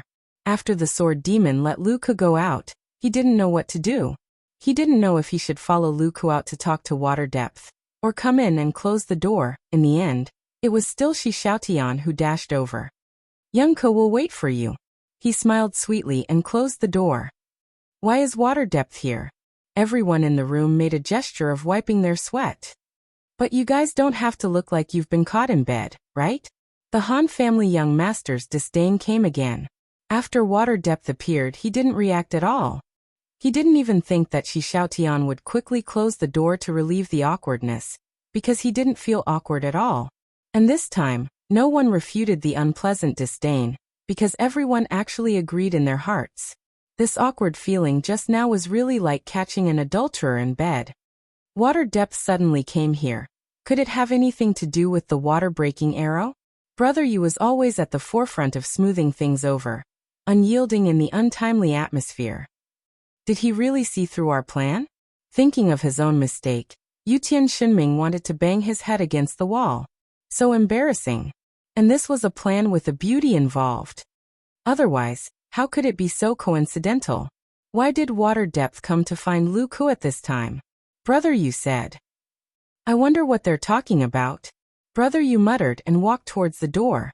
After a few steps, he found that everyone's eyes were fixed on him.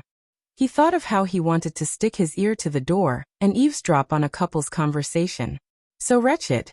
Brother Yu shivered and quickly changed his words. Everyone guess.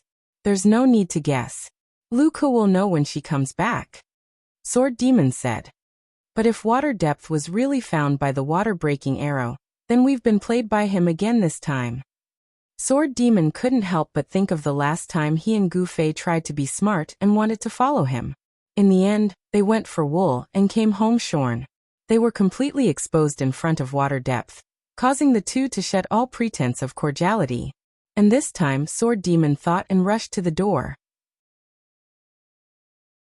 Luca previously chose to avoid water depth because she wanted to wait until the rain was over. She didn't expect to be caught at this time. As a friend, he had to bear the burden for her at this time.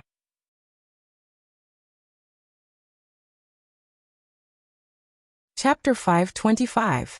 Sword Demon's sudden action attracted a lot of attention, and everyone was very impressed. Especially Brother Yu. He was too ashamed to eavesdrop on the couple's conversation in front of everyone. But looking at Sword Demon, he was indeed worthy of being the leader of the Defiant Guild in the past. He didn't care about trifles when he did things. This was too awesome. Look, he actually pulled the door open. Brother Yu thought. He opened the door? Brother Yu muttered again, and everyone in the room began to look at each other. They were passers-by and couldn't understand Sword Demon's inner world at this time. Naturally, their thoughts couldn't keep up with Sword Demon's pace of action. Sword Demon, who went out, looked around and saw Lu Ke and Shui standing under the eaves next to the door. Both of them had dark faces, and it was obvious that the conversation wasn't going well at all. Of course, this was expected. Sword Demon was thinking about how to speak, but Shui had already seen him. Shui didn't show any expression, and just turned his head to the side. I will continue to prove it to you, Lu Ke said loudly and turned to leave. When she saw Sword Demon, she shouted at him. What are you coming out for? Come in and continue with the meeting. Words were never Sword Demon's strong point, not to mention at this messy and delicate time. He wanted to say something, but he really didn't know what to say. By the time he thought of something, Lu Ke had already entered the house, and Shui had already turned his head and left. Sword Demon shook his head and sighed as he entered the house. Where's Chimli? Why isn't he here yet? Lu Ke asked in the house. No one said anything. The mercenaries were all frantically shouting in the channel. Why isn't he here yet? Hurry! Everyone could see that Lu Ke had gone out and returned in a berserk state. What did she say to Shui? Everyone was curious, but no one dared to ask. Everyone looked at Sword Demon because they all remembered that Sword Demon had said, Lu Ke will know when she comes back. Of course, he was the one to ask. Cough. Sword Demon coughed and finally spoke under everyone's anticipation. Why isn't Qianli here yet? Fuck. Everyone said in their hearts. Even the Sword Demon can be dishonest. There was a knock on the door. Sword Demon, who was closest to the door, quickly opened the door. This time it was finally Gu Fei. He was quite spirited and greeted everyone as soon as he came in. So many people. Why are you so slow? Lu Ke rebuked. Everyone was silent as they recalled how Lu Ke had initially explained to Gu Fei that the wanted mission office he had been sent to was very far away. How long had it been? Was this the legendary fickleness of women? I met your husband and exchanged a few words, Gu Fei said. What did he say? Everyone's eyes widened. What are you looking at? Are you looking to be chopped? Gu Fei said fiercely. And then? Everyone's mouths were wide open. He just lowered his head and walked away. Gu Fei said. What are you doing? What are you doing? Who told you to bully him? Lu Ke rushed up to fight with Gu Fei. She looked like she was about to cry. I'm joking. Lu Ke's fierce reaction scared Gu Fei and he quickly explained. Lu Ke was stunned. Can't you tell it's a joke? Gu Fei asked everyone. Everyone shook their heads. Yutian Shunming and Unscathed in Battle raised their middle fingers at Gu Fei. Gu Fei took out his sword and the two used their middle fingers to pick their nostrils. They looked left and right. Annoying. Don't you know when and where to joke? Lu Ke said. What happened? Gu Fei was confused, but he also felt that something was wrong. Water depth just came. Sword Demon said. Is that so? Why is he here? Gu Fei was surprised. Didn't he fail? Of course he's not here to watch the video, Shi Xiaotian said. That's true, why is he here? Shi Xiaotian asked a question. He didn't point at anyone, but this question could only be answered by one person. Moreover, it was a question that everyone was very concerned about. But they didn't have the time to ask. He came to find me. Luca seemed to have calmed down a bit. Everyone kept quiet and waited for what would happen next. Let's watch the video scroll, Luca said. Everyone was going crazy. They were screaming in their hearts that this wasn't what they wanted to know. But there was nothing they could do. Luca had already taken out the scroll. Everyone quickly surrounded her. This wasn't a home theater where you could play, stop, loop, fast forward, slow down. There was only one chance to watch. Everyone pay attention. Before Luca opened the scroll, Xiaotian said again, because you can only watch it once, you must pay attention to all the details inside. Of course.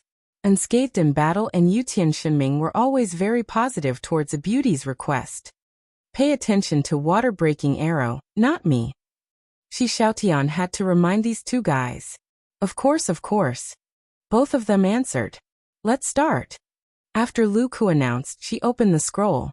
Can you adjust the volume? Yutian Shenming followed up.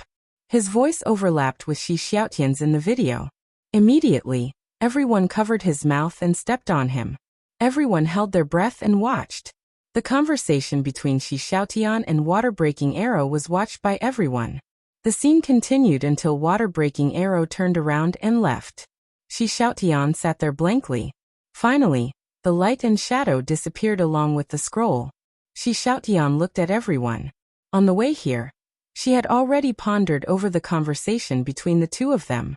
She didn't discover anything new. At this time, she reviewed it from the perspective of a bystander. Her view was still the same as before. She just didn't know what other things the others could see from it. Who discovered anything? While the memory is still fresh, hurry up and say it. Luca asked. The 5 people from Child Elite Group looked at Han Family Young Master. This was a habit. If it were you, would you rather be despised by him after you finish speaking or wait for him to speak first? Han Family Young Master said bluntly. There are a few points worth paying attention to. Water-breaking arrow said that he wasn't interested in the studio. Of course, he also meant that he wasn't a member of the studio. But when he mentioned the plan, he didn't deny it either. Han Family Young Master said. He didn't deny it? I remember he said that there was some misunderstanding about the plan. Yutian Shenming, who got up hurriedly, showed that his existence was valuable. Which word in this is negative? Pointed out. Immediately, he was despised mercilessly. And Xiaotian nodded at the side and said, this kind of word can't be said to be negative. And it can be said that he agreed with the existence of this plan, to some extent. Han Family Young Master also nodded. But he denied that he was a member of the studio, but at the same time, he agreed with the existence of the plan. This is very strange. Does the plan have to be a studio? One person can also have a plan. Unscathed in Battle said. Didn't you hear that she repeatedly used, you guys in her address? Water-breaking arrow didn't avoid it at all. Han Family Young Master said. This can be seen as a tacit agreement. Xiaotian added. It's a group, but not a studio. Then is he a spy sent by other guilds? Brother, you asked. Han Family Young Master and Xiaotian didn't respond to his speculation. Then his explanation of this misunderstanding was equivalent to pushing you to a dead end. It was hard to continue, right? Han Family Young Master said. I almost couldn't continue, Xiaotian said. Then, you spoke of the water-breaking arrow plan that you deduced. Of course, you weren't naive enough to think that if you hit the nail on the head, the other party would panic and confess immediately. Han Family's Young Master said. Of course not. I said that just to make him realize, or to say, to emphasize his value. When people realize their value, the next step is to take advantage of it to gain benefits. Xiaotian said. So you first pointed out his value, then gave him a price. Han Family Young Master said. Xiaotian said. What if he agreed? Han Family Young Master seemed to be interested and asked. Of course. No matter what kind of evidence you want, you can get it easily. Xiaotian said. In other words, even if water-breaking arrow was originally a good boy, but you lured him to the evil path, then you can bring him down with criminal evidence. Han Family Young Master said. That's right. Xiaotian admitted. That's despicable, Han family young master said. Of course liar and these adjectives are inseparable, Shi Xiaotian said. But he didn't take the bait in the end. Han family young master said. That's right. It seems that your conclusion should be the same as mine, Shi Xiaotian said. Han family young master nodded. What conclusion did you come to, brother? You asked. Water-breaking arrow was telling the truth, but you, Han family young master pointed at Gu Fei, Sword Demon and Lu Ku one by one. You misunderstood him. Sword Demon didn't say anything, Lu Ku also didn't say anything. Only Gu Fei was still confused. Are you sure? Didn't you say that Yutian made a mistake from the beginning? Maybe water-breaking arrow also sensed it, so he purposely put on a show. Brother, you said. I've also thought of this possibility, but when I think about it carefully, if he's deliberately putting on an act to this extent, he could have handled the keywords like plan, and all of you, even more beautifully without leaving any doubts. But now, even though I said that your judgment of water-breaking arrow was wrong, but I also think that he joined your guild to do these things because of something else. It wasn't as simple as a player joining the guild, Shi Xiaotian said. So you're saying that water-breaking arrow didn't give him any hint to come here? Brother, you said. About this, you can actually ask water-breaking arrow. Shi Xiaotian looked at Lu Ku. Also about them being discovered, whether or not water-breaking arrow had purposely brought water-breaking arrow there, you can also ask him. I don't think you asked, right? Lu Ku felt that she had been a little too impulsive. She believed that water depth wouldn't hide anything from her. If she had asked for more details, it would have been easy to find out if the water-breaking arrow had led water depth there on purpose. However, she had chosen to avoid water depth immediately and play a game of psychological riddles with the two. It's all because of you two. Lu Ku was angry. Sword Demon was very ashamed, but Shi Xiaotian already said. Boss Sword Demon doesn't look like a meddlesome person. Gu Fei looked deeply at Shi Xiaotian. I say, you wouldn't be playing us with water-breaking arrow, right?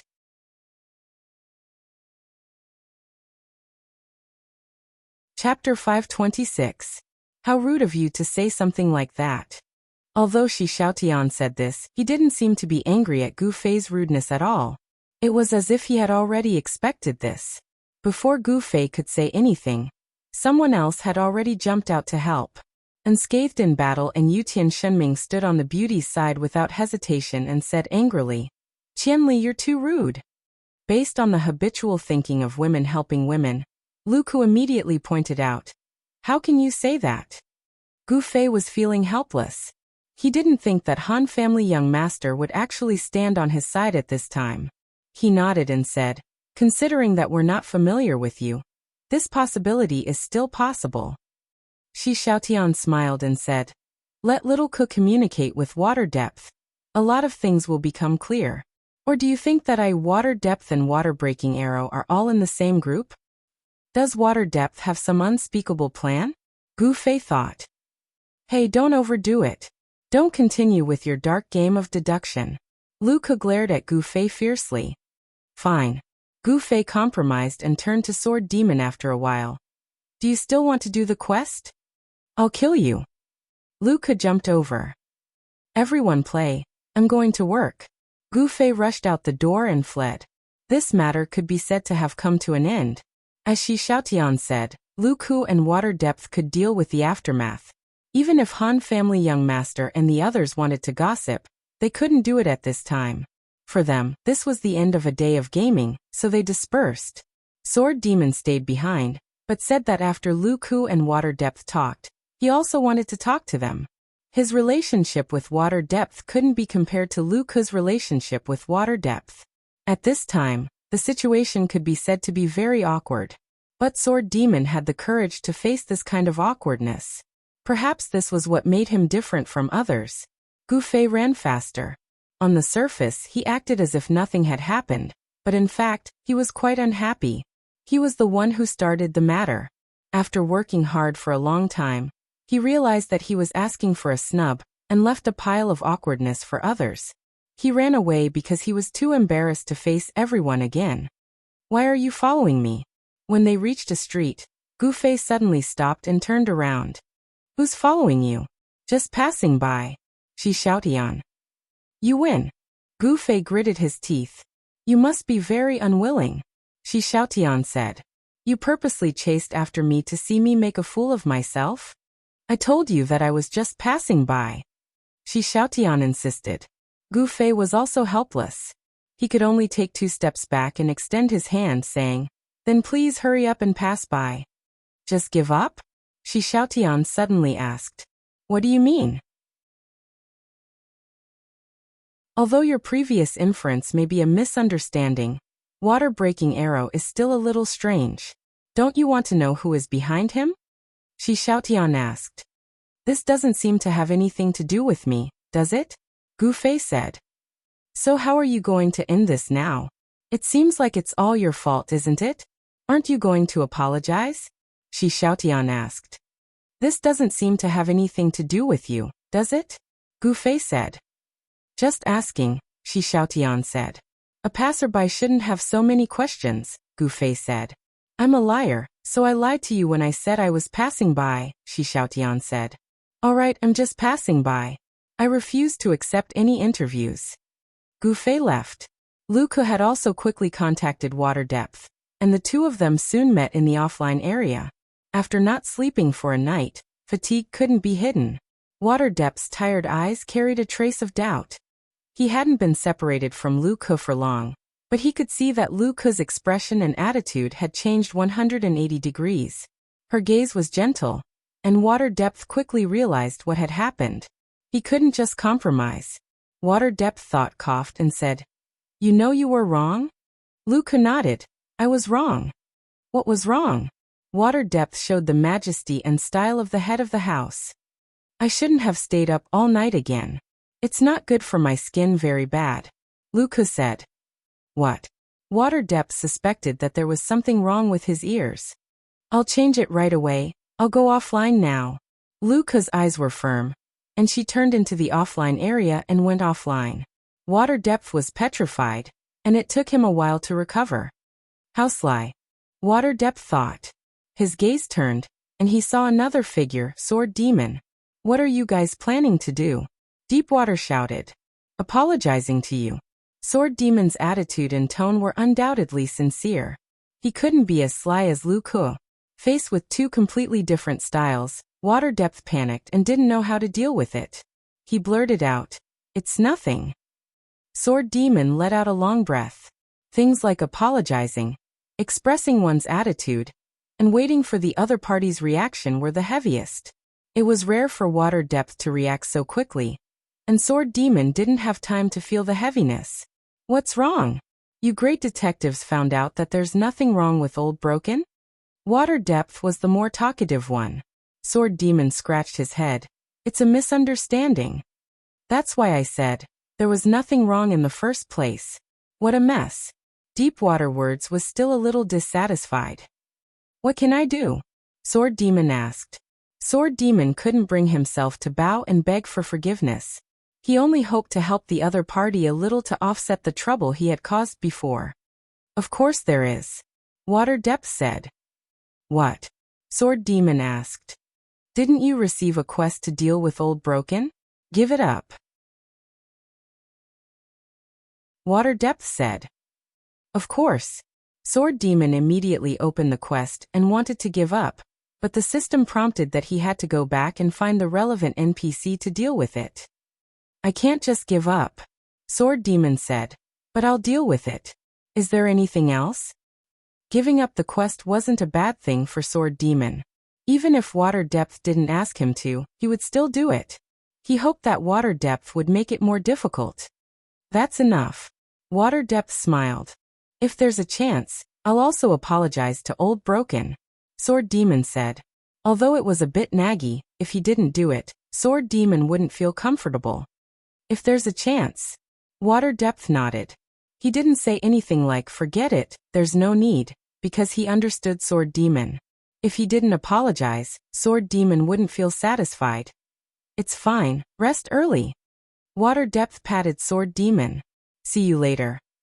Sword Demon smiled and stepped into the resting area to go offline. Water Depth continued to stay at the door. He patted his clothes and stood up straight. The smile on his face was completely frozen and his gaze became cold. He looked around and calculated in his heart. The third one should be here soon, right? This wait lasted for 5 minutes. Water Depth was still calculating in his heart. This guy didn't have much of a relationship with him. And this incident had even caused the deaths of a few of his guild brothers. In addition, the confrontation in the previous quest had completely ruined his grand plan. He really couldn't find a good reason to deal with him, so he just brushed it off.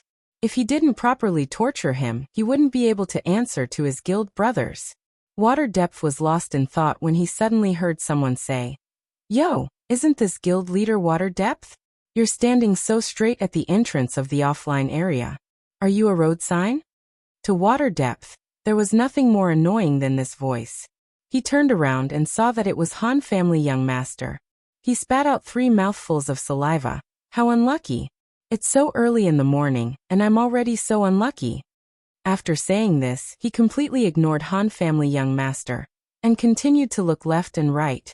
He could totally put a sign on the side and write 3 words, "Waiting for someone." How could Han family young master not notice it? He smiled. "I say, you're standing like a road sign.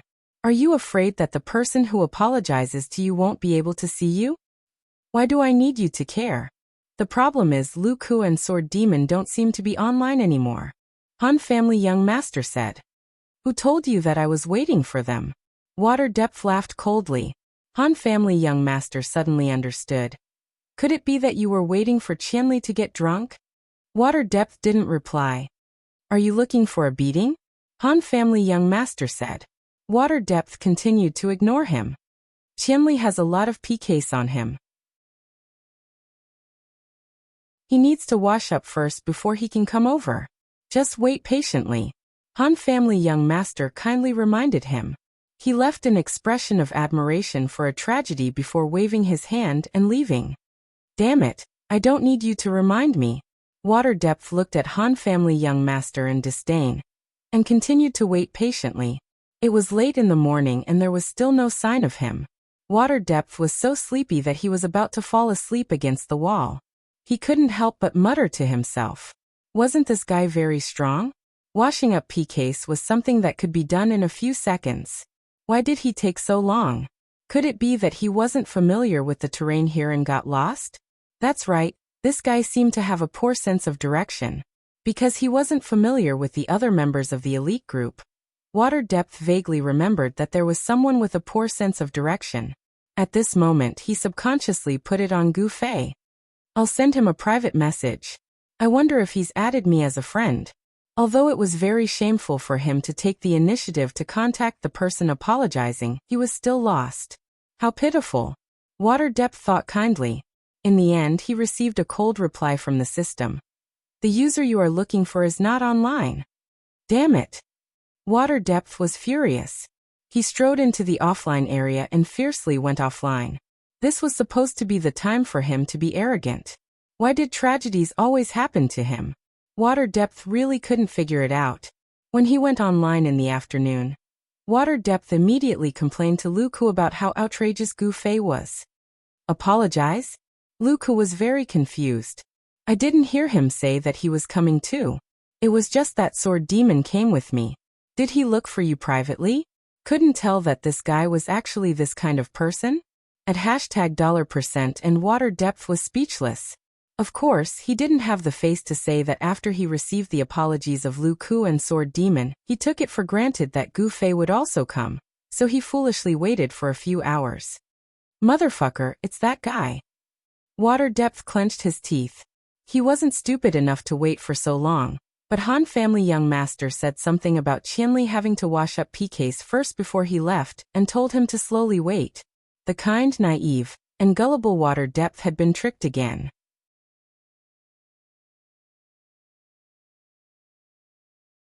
Chapter 527.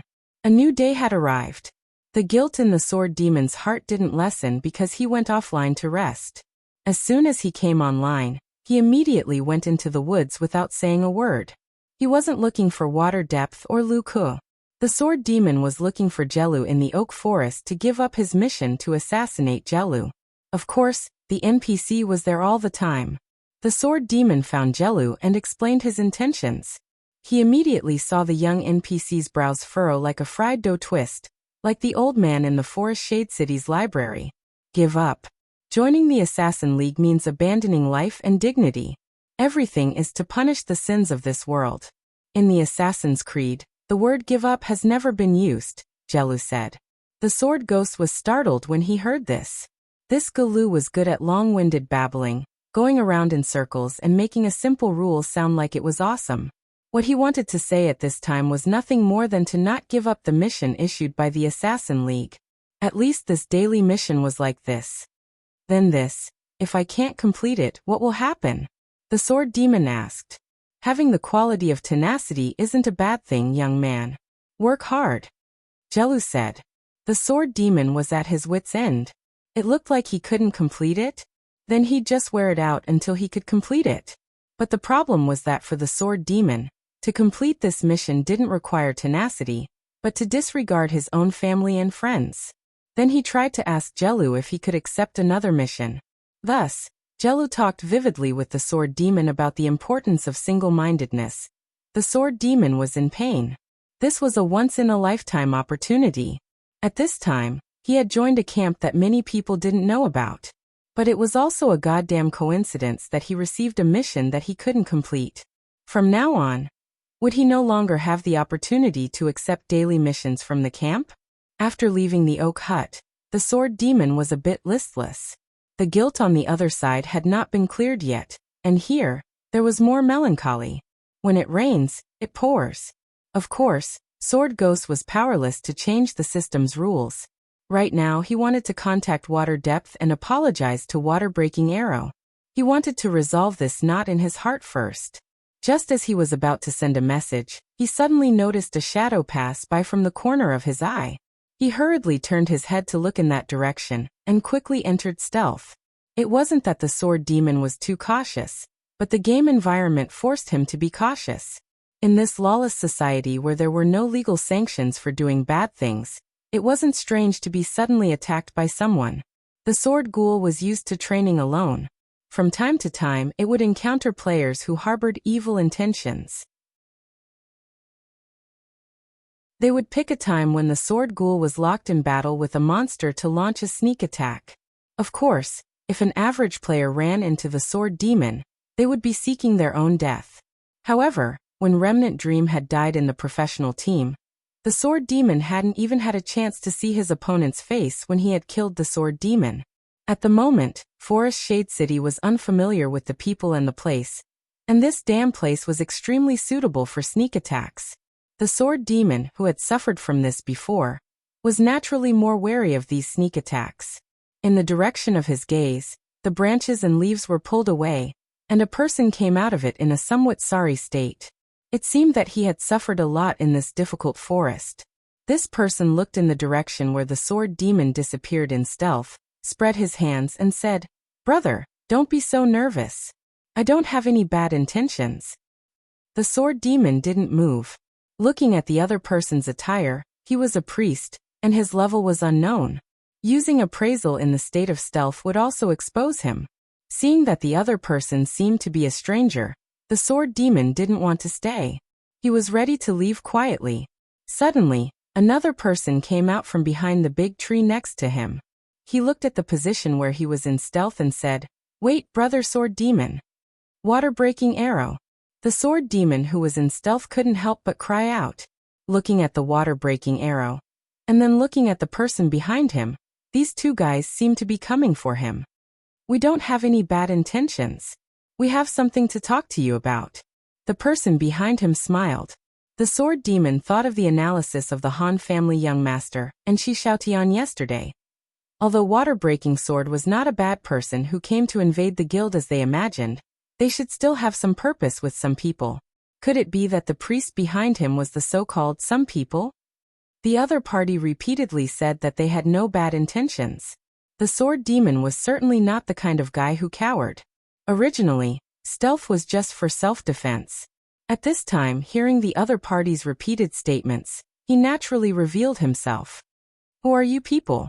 The sword demon asked. Just like you players in the game. The priest replied. There was no more useless answer than this. It was like, who are you? I'm a human. This kind of dialogue, the sword demon couldn't figure out the other party's intention. He could only continue to ask step by step. What do you want to talk to me about? First, I want to ask you a question. The priest said. Speak. As an ordinary player, what do you think of Qianli's drunken? The priest asked. Qianli, you know Qianli? The sword demon was surprised. Kind of. The priest nodded. But I don't quite understand what you mean by this question. The sword demon said. I'm asking you about the image of Qianli's drunken in this game. What do you think? The priest said. Very good, very strong. The sword demon's summary was very incisive. Don't you think it's a bit exaggerated? The priest asked. You're talking about his strength? Of course it's exaggerated. The sword demon nodded. The priest looked at the sword demon strangely. Don't you have any thoughts about such exaggerated strength? You look very calm. What thoughts should I have? You should know why his strength is so exaggerated, right? The sword demon nodded. Don't you think it's a bit unfair? We're both people who came to play games, but he has such a high starting point, super high leveling efficiency, and the strength to solo boss. It's like he's using a cheat. Qianli is using a cheat. The sword demon jumped in fright. In fact, when playing online games and encountering some amazing players, everyone would wonder if the other party was using a super amazing cheat. But this parallel world game was different. Cheats had long become a legend, so the sword demon had never thought of Gu Fei's strength like this. The other party's sudden words gave him a fright. Frankly speaking, cheats were such a technical thing. The sword demon only looked down on it, but he really didn't understand it. No, I'm just making an analogy, the priest said. The sword demon let out a sigh of relief. Then it's based on his true strength. What's the problem with that? You really think there's no problem? You're such a strange person. What's your relationship with Qianli? If you think there's a problem, just say it. The sword demon said. Don't you think his existence is a great disruption to the game's balance? The priest said. Game balance? The sword demon laughed. What game can achieve absolute class balance? Even in the parallel world, don't all the combat professions use a cyclical suppression mode? There's no such thing as balance. Among the players, there's a phrase that can't be any more vulgar. You must have heard it before. There's no such thing as the strongest profession, only the strongest player. In my opinion, Qianli is the only one who fits the definition of the strongest player here. As long as it's in his hands, any profession can become the strongest. You're only talking about the balance set in the game, but don't you think he's broken the balance between the players too much? The priest said. There's balance between the players? The sword demon was baffled. Forgive me for being blunt, but the strength of Qianli drunk is already in existence that you ordinary players can't even catch up to. With such a player, do you still think that there's balance between the players? The priest said. You're ridiculous. When did I say that there's balance between the players? I've never thought that there was any balance between the players, and there's nothing that can't be broken. The sword demon said. I'm confused by you. The priest looked helpless. Why can't you use your brain? Why can't you understand what I mean? I understand what you mean. The sword demon laughed. You think that Qianli is a balance breaker. But I don't think he is, because there's no balance in the game at all. It's that simple. If that's the case, it seems like there's no point in talking, the priest said. I really don't know what you want to talk about. The sword demon replied. But because of Qianli's strength, you haven't seen a lot of damage and destruction to this game? The priest asked. Have I? Where? Let's talk about the most recent. The Deep Freeze Guild of Forest Shade City, in the large-scale mission confrontation with your Cloud City Sweep the World. If there wasn't the existence of Qianli drunk, I think they could have successfully won at that time. You don't deny this, do you? The priest said. The sword demon recalled for a moment and nodded. At that time in the big battle in Forest Shade City, if the role of Gu Fei wasn't obvious, Then the spy Lu Ku was buried deep in the water and launched an ambush at the last moment in Sunset City. If it wasn't for the existence of Gu Fei, the mission of the Sword of No Oath might have really been a tragedy. Look, the priest said. What am I looking at? Because of him alone, this basically impossible reversal happened, the priest said. How do you know it's impossible? The sword demon said. Then tell me, besides the role of Qianli drunk, what other way could have turned the situation around? The priest asked. I can't answer you this. But I know that if our team didn't have Qianli, there would inevitably be a way without Qianli. Maybe it would succeed, but of course it could also fail. But from the victory that has been successfully won, you remove the important factor that triggered the qualitative change, and then say that we will lose at any time. Isn't there a problem with your way of thinking? The sword demon said. Important factor? That's just an important factor? That's a necessary factor, right? The priest retorted. Well, now that everything is as you said, what do you want to say in the end? The sword demon asked. There's no need to say this. As a vested interest of Qianli drunk, ask yourself, have you lost your principles? The priest said. I haven't. The sword demon answered without hesitation. But I don't know what your principles are.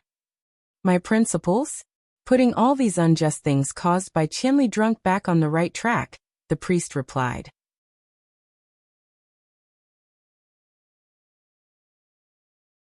Chapter 528. What Qianli caused is called injustice. Then who caused it is called justice. Whether it is fair or not, who has the final say? You? Asked the sword demon. Justice is in everyone's heart. Whether or not Qianli's drunkenness destroys the balance is not decided by one person, but I believe that most people recognize his exaggeration, and will think that he is a balance destroyer. The priest said confidently. The sword demon smiled indifferently. That's just that most people can't stand to see others stronger than themselves. To put it bluntly, it's just sour grapes that you can't eat. It seems that we really can't talk together. You disappoint me, the priest said. You also disappoint me. I can see that your intention is to persuade me to join you. It's just that your eloquence doesn't seem to be as good as you think. Even a guy like me who isn't good with words doesn't seem to be at a disadvantage when debating with you. It's really rare, the sword demon said. Since you understand why we're here, then I'll ask you one last time. Are you willing to recognize that Qianli's drunkenness is a great destruction of the balance and join us to suppress his destruction? The priest said. Humph. The sword demon sneered. I absolutely agree with Qianli's existence and will stand on his side as his most steadfast partner. Humph. The priest also sneered. You stand so firmly on Qianli's side. Don't you think that you can get more benefits from it? Your double daggers, your misty ambush, your camp, which one of them wasn't obtained because of Qianli? In fact, I can help you get more practical benefits. For example, aren't you worried about not being able to give up the camp's daily quests? In fact, if you want to give up, there is still a way. How about it? Do you want to hear it? The sword demon looked at the priest, looked at his confident smile, and shook his head. At my age, I really shouldn't scold people so directly, but I really can't help it. You idiot. Put away your God's heart that casually affirms other people's thoughts. I will tell you for the last time that I don't think that Qianli is an unreasonable existence. I can tell you that my goal is to become an unreasonable existence. As for you, I can only think of one word, baffling. The sword demon was about to leave when he heard the priest say regretfully, if that's the case. The water breaker archer in front of him raised his 6-trigger crossbow and pointed it at sword demon. You've benefited too much from Qianli's drunken night. In order to maintain the balance of the entire game, we have no choice but to take it back appropriately. Don't worry. We won't go overboard.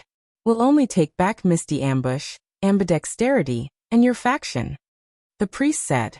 This kind of thing, is it something you can take back just because you say so? Sword Demon said. It's simple. Once you drop below level 40, all these items will disappear. The priest said. So that's how it is. Sword Demon suddenly understood. These 2 assassin skills weren't something a normal thief could have, and the faction seemed to be a privilege that only professional players could have. Dropping a level, all these would disappear automatically. He didn't expect this guy to have this kind of idea. I really don't understand. Sword Demon suddenly spoke again. This kind of lunatic, how could you be with him? Speaking of which, the Sword Demon admired Waterbreaker's style of doing things. After overturning his suspicions, he felt that this person was actually not bad, but he didn't expect him to be with such an inexplicable person. Looking at the situation, it seemed that he listened to him. Like you, I'm just firmly on the side of my friend. Waterbreaker Arrow didn't say too much. So that's how it is. I understand. Sword Demon nodded. Then thank you very much. Thank me? Waterbreaker Arrow didn't understand. This way, I have a chance to complete my daily quest. As soon as the Sword Demon finished speaking, he suddenly made his move, using his strongest move, Misty Ambush. His arms crossed and stabbed towards Waterbreaker Arrow. At such a distance, it was already difficult for Waterbreaker Arrow to run, but he didn't move. He just quickly crouched down and tried his best to stay low. Behind the two, the priest showed a contemptuous smile. The biggest weakness of Misty Ambush wasn't the shadow under the sun, nor was it the need for a long sprint, but because the user's weapon was an extremely short dagger, so in the process of charging, it couldn't reach too low of an angle. At this time, the Sword Demon of course had already noticed this problem.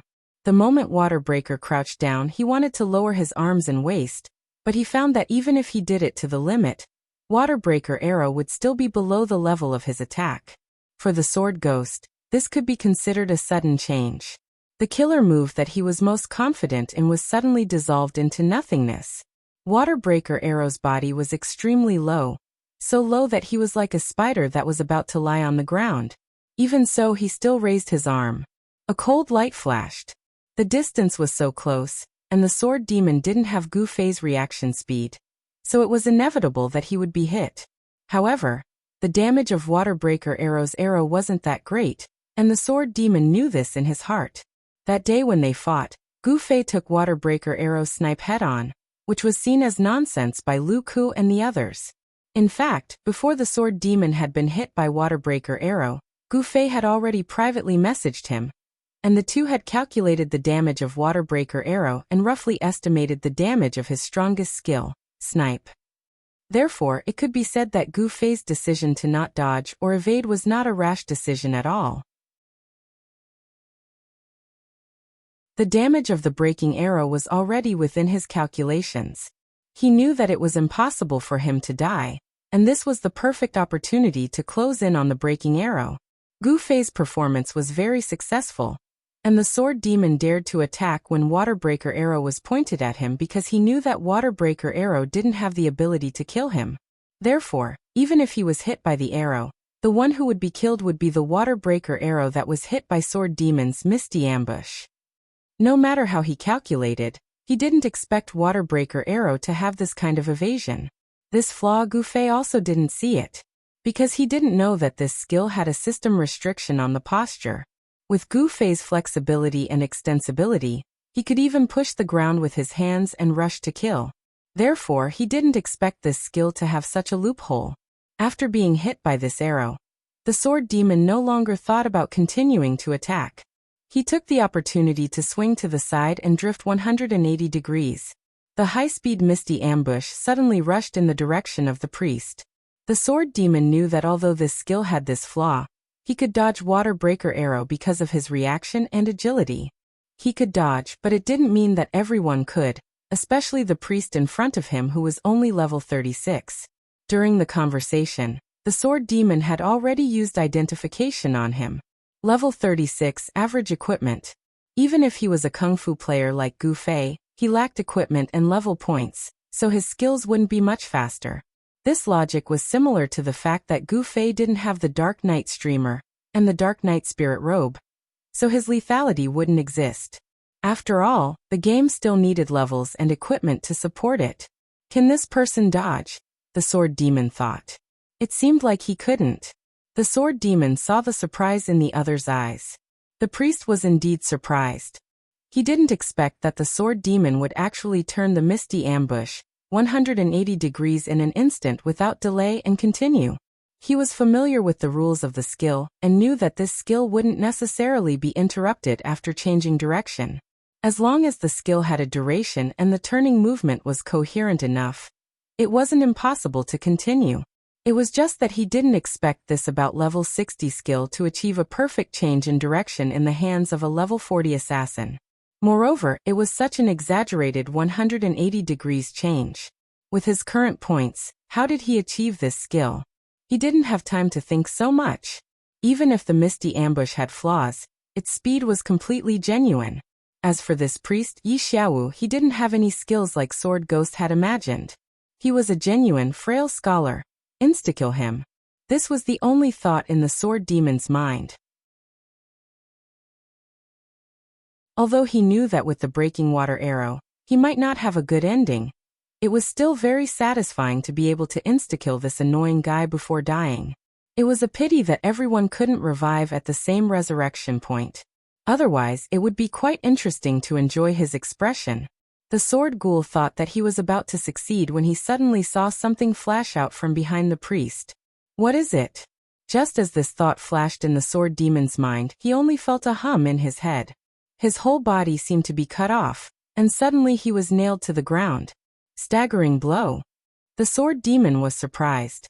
It wasn't unusual to be ambushed by a staggering blow, but what surprised the sword demon was that the opponent actually chased after him and struck him from behind when he used Misty Ambush. Other than Gu Fei's teleportation, the sword demon really couldn't think of anyone else who could make such a high-speed movement. Is it the thing that flashed behind the priest just now? The sword demon thought. He didn't have Gu Fei's excellent dynamic vision. If it was Gu Fei, with that high-speed flash just now, he would have been able to see clearly that it was a thief flashing behind him. That was close. The sword demon only heard the person behind him saying, "My palms are sweating." It was too fast. It doesn't matter if it's late. It's not a big deal for me to drop a level, Yi Xiaowu said with a smile. Following that, the sword demon felt a stabbing pain in his back. He didn't have time to look back to see who this person was before he was mercilessly killed. Although the close-range sniping of the breaking water arrow was not enough to insta-kill someone, the damage was real. The sword demon really couldn't support the joint attack of the two people behind him. I have to tell Qianli about this situation as soon as possible. The sword demon, who resurrected in the Thief Guild, didn't even feel sad about his loss of level for a second. He quickly opened the friends list, but then he smiled bitterly. At this time, why would Gu Fei be online? I'd better inform the others first. The sword demon thought, and quickly sent a message in the mercenary channel. Something big happened. How big? Guys like Unscathed in Battle and Yutian Shenming always replied quickly, but they were never serious. I'm dead. The sword demon said this to make the atmosphere more serious. What happened? The leader spoke. In order not to be despised, the others quickly kept the channel quiet.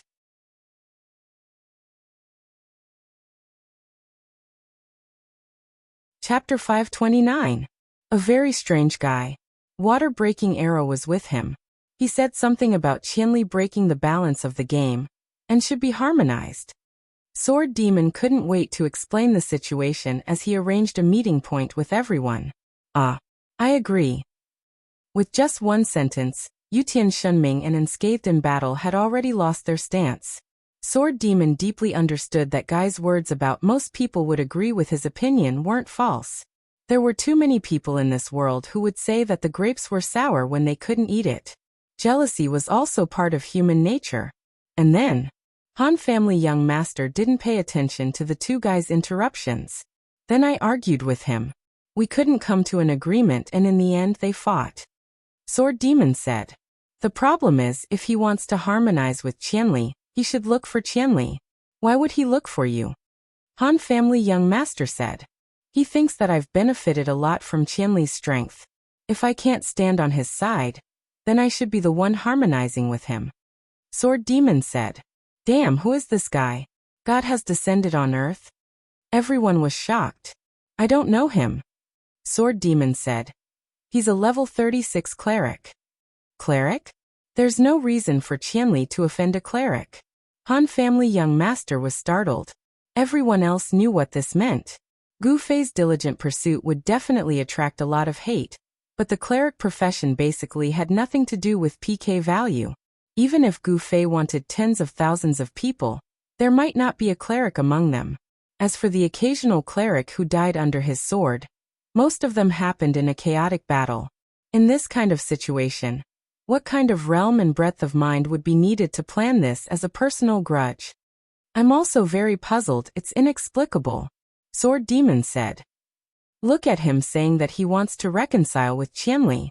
He even wants to reconcile with the Sword Demon who has benefited from Qianli. Using this kind of banner, it doesn't seem like he has a personal grudge. Brother Yu said. You can't speculate with common sense, said the Han family young master. Why? Brother Yu asked. According to my preliminary judgment, this person is most likely a psychopath. Han family young master said. Are you serious? Brother Yu was speechless. With my intelligence, I think this is the most reasonable explanation. Do you still have any questions? Han family young master said. Speaking of which, if they want to destroy the balance, they should come to me. Why would they come to Qianli? The Han family young master muttered. You can just say this kind of words silently, don't send it to the channel to insult our eyes. Everyone couldn't stand it anymore, and the next result was that they were quickly banned from speaking in the channel. As the leader, the Han family young master had the authority to control the mercenary group's channel. Everyone burst into tears.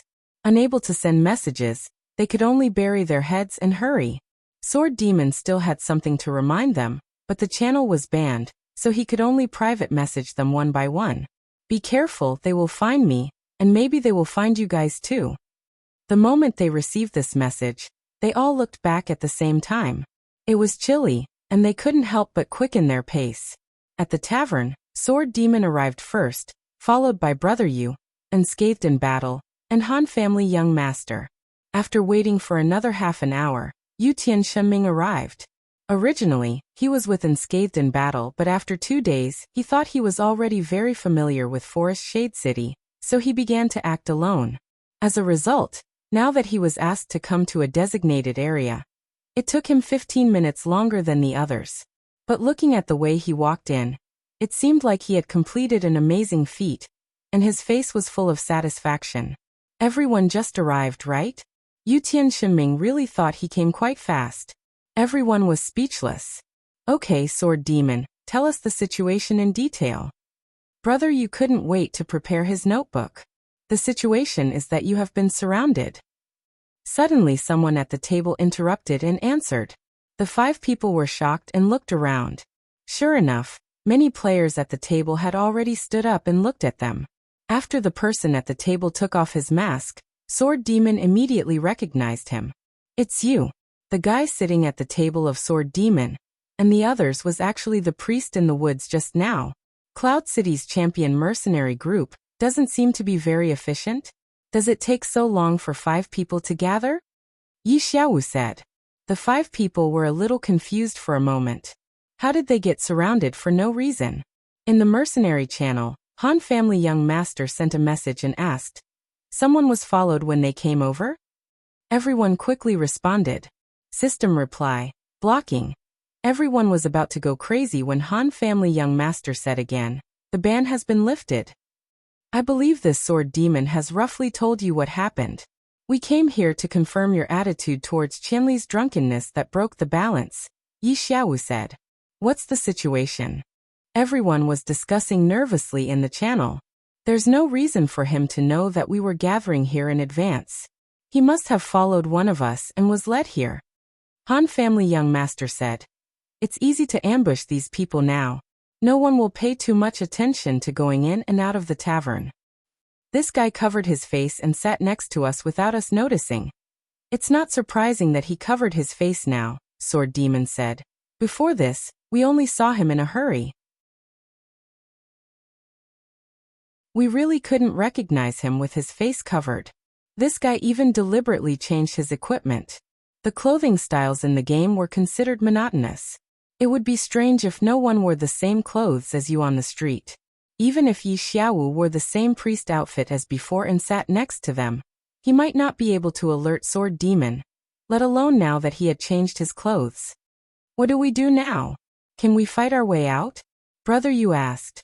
He didn't have much combat experience. His judgment of the current situation couldn't compare to the others. The tavern space is limited. Having more people doesn't necessarily mean we have the upper hand. I'm afraid there are people outside, Unscathed in Battle said. No matter what, let's fight our way out first. Yu Tianxinming had just arrived and hadn't even warmed his seat yet. Hey you guys, are you listening to me? Yi Xiaowu saw that they were looking around, but didn't say anything. Obviously, they were using the channel to chat privately. His previous question was actually ignored by them. Gather at the right door. I don't need to teach you how to cooperate, right? Wait for my instructions, Han family young master said. His eyes finally turned to Yi Xiaowu. What do you want to say? I want to hear your opinions on balance, Yi Xiaowu said. Balance? Is there such a thing in the world? Han family young master asked everyone. Everyone hurriedly cooperated and said in unison, no. That's right. Han family young master looked back at Yi Xiaowu. I'm so handsome and you're so ugly. Tell me where the balance is. Brother Yu and the other two wiped their sweat while peeking at Sword Demon. So Sword Demon wouldn't mind? After all, Sword Demon's ugliness was also a very sensitive fact. Although the cleric in front of them wasn't gorgeous, he wasn't ugly either. It sounded like Han family young master was targeting Sword Demon. However, Sword Demon didn't show any emotion at all, and Yi Xiaowu didn't seem to care either. He smiled and said, so, you also think that Qianli is a reasonable existence when he gets drunk? Of course, Han family young master said and added. I'm the unreasonable existence. Don't talk to him anymore. Let's kill our way out.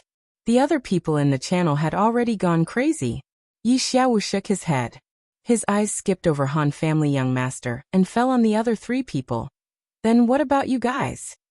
I don't know why you're so sure that Qianli is an unreasonable existence. If it's because of his kung fu and his skills, he's not the only one in the game. Take water-breaking arrow beside you for example. Isn't it the same? The one who answered him was Brother Yu. Yi Xiaowu said. Of course, balance doesn't mean that they have to be absolutely evenly matched. It's like a scale. If there's a slight shake from left to right, it will eventually return to a balanced state. However, if there's too much weight on one side, the whole scale will be overturned. This is the real destruction of balance. So you think that Qianli is this heavy weight? Brother Yu asked. Yes. Okay, got it. Brother Yu nodded. So what's your opinion? Yi Xiaowu asked. I don't have an opinion.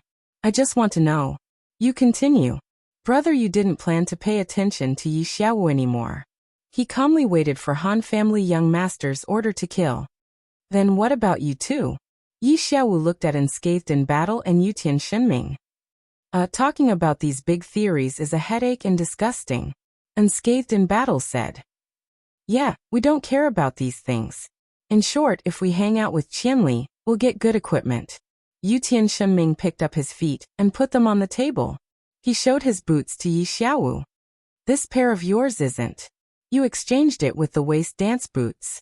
Sword Demon reminded Yu Tianxinming that his pair wasn't the wind-chasing boots. I got it. Yu Tianxinming retracted his feet. Plus, there's a girl hitting on you. Unscathed in Battle said. Yu Tianxinming immediately thought of the voices and smiles of a bunch of girls in Reborn Amethyst. He couldn't help but let out a wretched chuckle. Hee hee, if it's just for some benefits, I think I can help you guys too. And it's something you guys can't imagine. Qianli can't get even if he gets drunk. Yi Xiaowu said. Sword Demon suddenly became a bit nervous. Yu Tianxinming and Unscathed in Battle didn't look like unwavering people. As expected, Unscathed in Battle's eyes lit up. That sounds good. What benefits? For example, what kind of equipment or skills you guys want to get? I can tell you the way. Compared to the information I know, Brother Yu, what you know is just the tip of the iceberg. Yi Xiaowu said confidently. If that's the case. Unscathed in Battle looked like he was very tempted. But there's still a very important problem. Yutian Shinming said. We're not familiar with you. Yes, not familiar. Unscathed in battle said. I think Qianli is more familiar. Of course, it's easier to get things done if you're familiar. Let's just play with Qianli, Yutian Shinming said. These two guys. Sword Demon didn't know whether to be angry or laugh. If that's the case, then goodbye, priest who likes to play with scales. Han family young master stood up.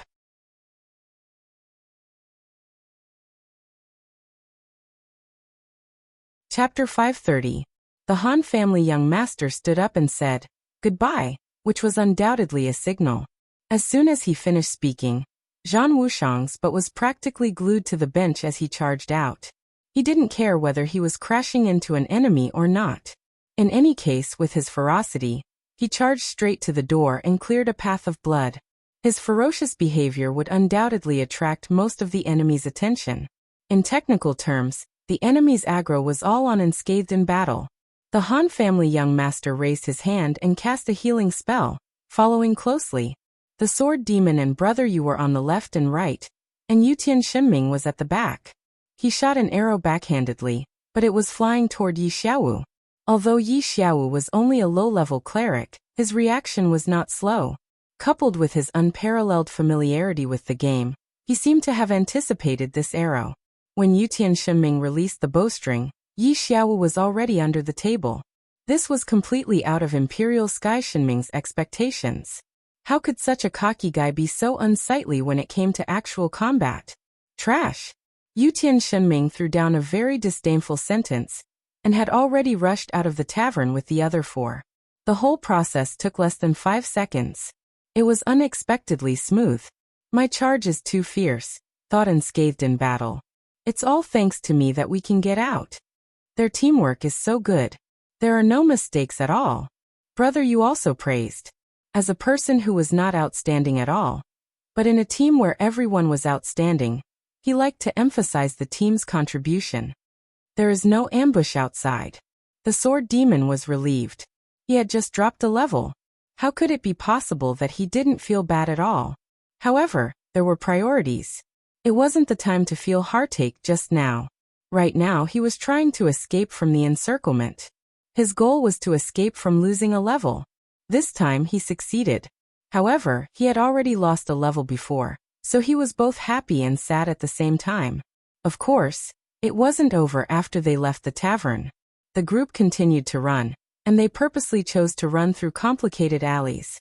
Naturally, they had to take care of some of their comrades who were slower. If they didn't play hide and seek, it would be difficult to ensure that they could escape. Trash, trash, trash. Ha ha ha ha. Yutian Shinming caught up from behind while laughing and scolding like a lunatic. At this point he was already 500 meters away from the tavern. He had already changed 3 alleys. He had been in this state the entire time. What's wrong? Everyone couldn't help but ask. That trash, I scared him under the table with 1 arrow. Yutian Shinming was proud of himself. Is that so? The Han family young master suddenly stopped in his tracks. Hurry up and go. Brother Yu grabbed him and looked around nervously. His speed wasn't fast, and with his cautious mentality, Brother Yu wouldn't feel at ease until they ran for 5 kilometers. Don't panic. Han family young master waved his hand. Is there anyone chasing us? I don't see anyone. Everyone shook their heads. They only cared about running. Once they got out of the tavern, they went around the alleys. Occasionally, they would look back but didn't see anyone. They all felt that they had successfully escaped. Something's wrong, Han family young master said and waved his hand. Yutian, go back and take a look. Thus, Yutian Shinming turned his head to take a look and turned back. There's no one. Fuck. Everyone gave him the middle finger. You're sending me to my death. Imperial Sky Divine Ming said with a sullen face. Although they were usually called experts, only experts like Gu Fei could fight a group alone. They were all experts, but Gu Fei was an extraterrestrial and belonged to the Scions. Yutian Shinming thought that he was an earthling and didn't want to be compared with the Scions. Isn't this breakthrough a little too easy? The Han family young master said. It's all thanks to my charge. Amazing. Unscathed in battle gave himself a thumbs up. Good teamwork. Brother Yu also praised. There's no ambush outside the door, Sword Demon said. Boss was intimidated by me, Yutian Shenming said. The four finally said what they were holding back in their hearts. Han family young master gave them the middle finger in disdain. Could it be that you think they're going easy on us? Brother Yu said. Thinking of that guy's godlike bragging, he doesn't look like someone who would hide under the table, Han family young master said. What else can I do? My peerless arrow. Yutian Shenming boasted again, but his words were reasonable. At that distance, without Gu Fei's scion skills, he could only take advantage of the pub's terrain and hide under the table. Although Yi Xiaowu's actions were unstylish, it was reasonable and effective. He just randomly found a heavy armored warrior to block in front of him, and you shot. Han family young master said. That arrow of mine that came out of nowhere.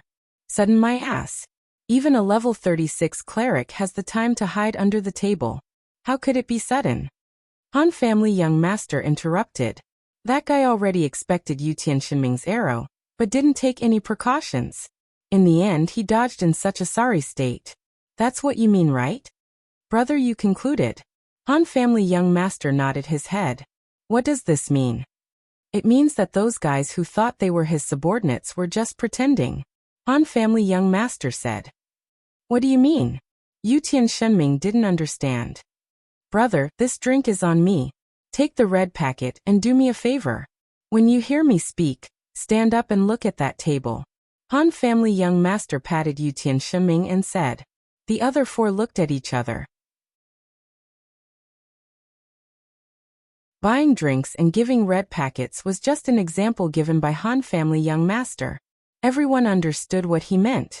The cleric just randomly found a few people to make them think that they were surrounded. In fact, they were just a group of background characters. Besides standing up and staring, they wouldn't do anything else. No wonder it went so smoothly. Sword Demon thought back carefully.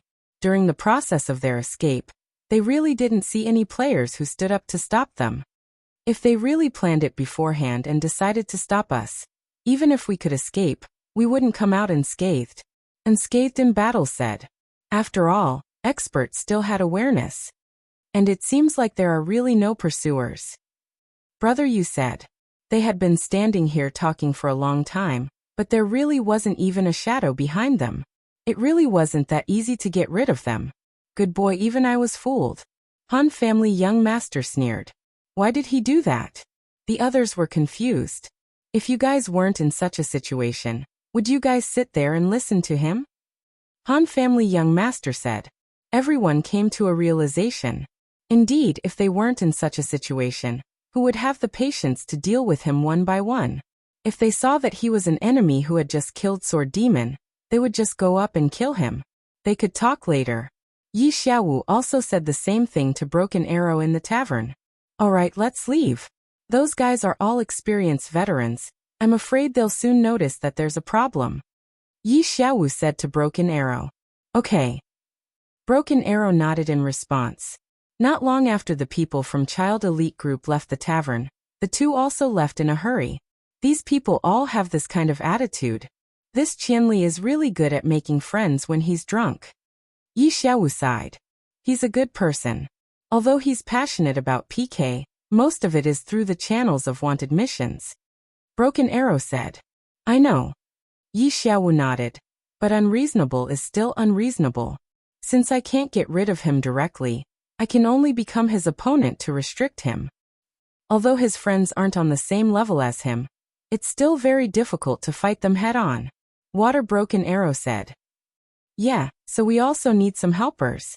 How are the people you're in charge of contacting? Yi Xiaowu said. Contacting them isn't hard, but these people don't have good reputations. Broken Arrow said.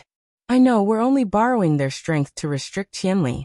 As for how they behave, we have no right to interfere, so we'll just ignore them for now. Yi Xiaowu said. But if we borrow their strength, they might obtain some unbalanced benefits in the process. If we let these people obtain the benefits, I feel that it won't be as good as those people just now. Water Broken Arrow said. Hee, don't worry. I know what I'm doing. Yi Xiaowu laughed. Then what is the stone cave on the cold Lake Jade Island that you told them about? Water-breaking Arrow asked. That? Just like you heard, it's a boss's lair. However, the cold lake is in the center of Thousand-Year Forest. Thousand-Year Forest is a high-leveling area, and the cold lake is surrounded by high-leveled monsters. It can be said that it's not a place that humans can pass through. In order to step onto the Emerald Island, you have to complete the necessary storyline quests. Once the world storyline is activated, the distribution of monsters will change, and players will have a chance to step onto the island. Yi Xiaowu said. So you're saying that even if players know the coordinates of this place, they can't reach it no matter what? Broken Arrow said. That's right. The world storyline should be pushed forward step by step. When Qianli was level 30, he had already started to push the world storyline. Because of this, some of the quests in Moonlit Night City changed, and the difficulty of the quests increased. Many of the quests were impossible for current players to complete. Cloud City's guild quests also had an unexpected difficulty in Moonlit Night City. If it wasn't for Qianli's participation, it was very likely that he would have been stuck there. Yi Xiaowu said. So you're saying that the game setting isn't perfect? Broken Arrow said. Yi Xiaowu nodded. That's right. We didn't expect that there would be such a strong player. Even if there was such a strong player, we didn't expect that there would be such a coincidence that he would touch the chain of level-breaking quests that would change the plot and structure of the game world so long in advance. We also didn't expect that he could complete the quests as high as 90%. His imbalance is not only because of his strength, but unfortunately, the crucial thing is that luck is on his side. I understand a bit. Broken Arrow nodded. In the past, I thought that as the player's level increased, he would naturally be restricted. But I didn't expect that as the level increased, he would become stronger and stronger. So, we need to take action. Yi Xiaowu said. Broken Arrow still nodded. Right now, we don't have the ability to directly fight against their team. Let's find a chance to split them up. Yi Xiaowu said. Yes, that thing has already been given to apple cider vinegar. Broken Arrow replied.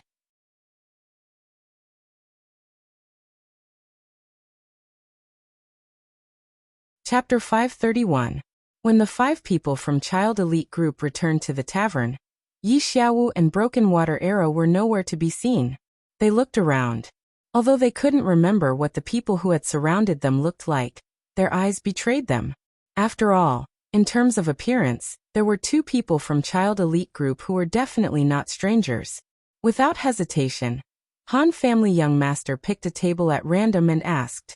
The other party was obviously just doing things for benefits. They didn't have any benefits, and no one asked them to abide by any agreement.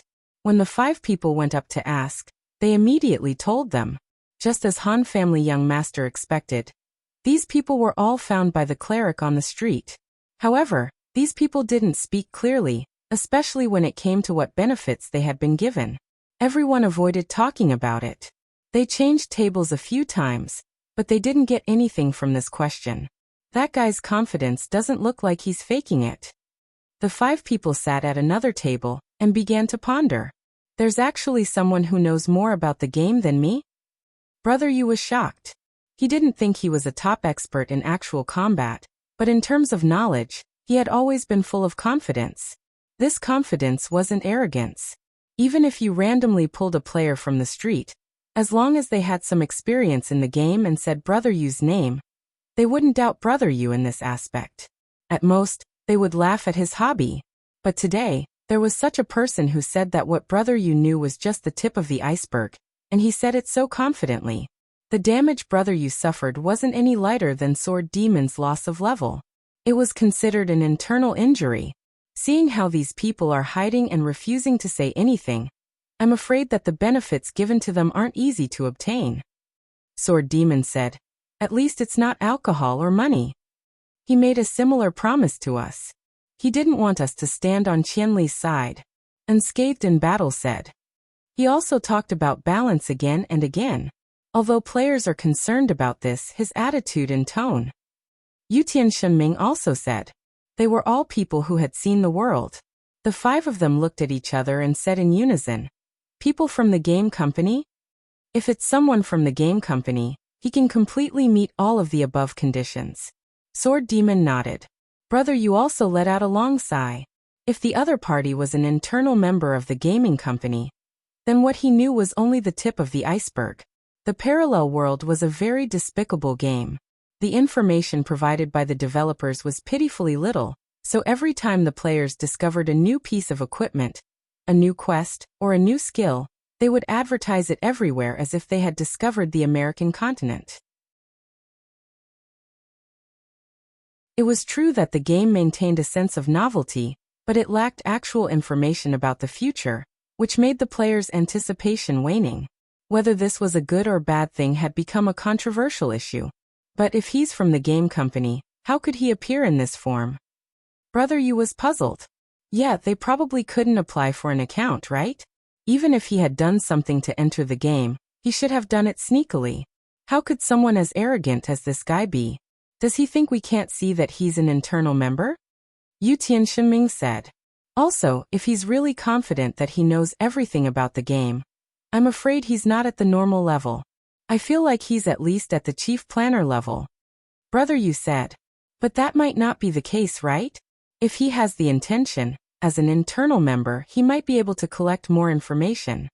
Brother Yu immediately overturned his own inference.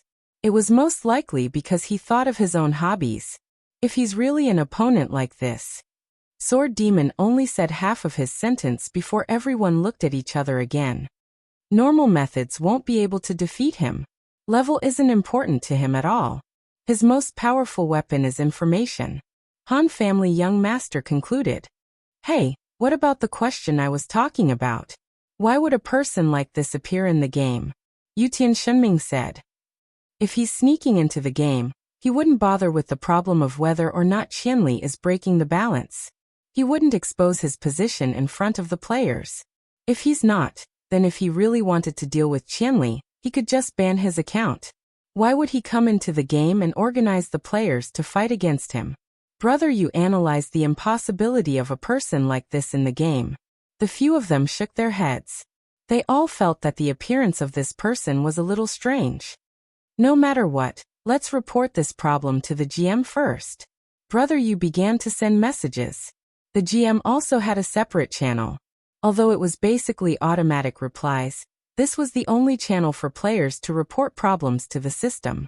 Reality proved that there were still employees paying attention to this channel. Occasionally, players could get a human to communicate with them. Of course, it would be a pity not to buy lottery tickets on this day. Let's do this for now. When Qianli comes tonight, maybe he knows something about this person. Han Family Young Master said. Then everyone couldn't help but criticize Gu Fei's behavior of playing the game for only a few hours. Then they left out of habit. Sword Demon was the last to leave the tavern. Once he left the tavern, he turned around and rushed to the leveling area. His attention was always diverted. Now that it was over, he immediately felt sad that he had dropped a level.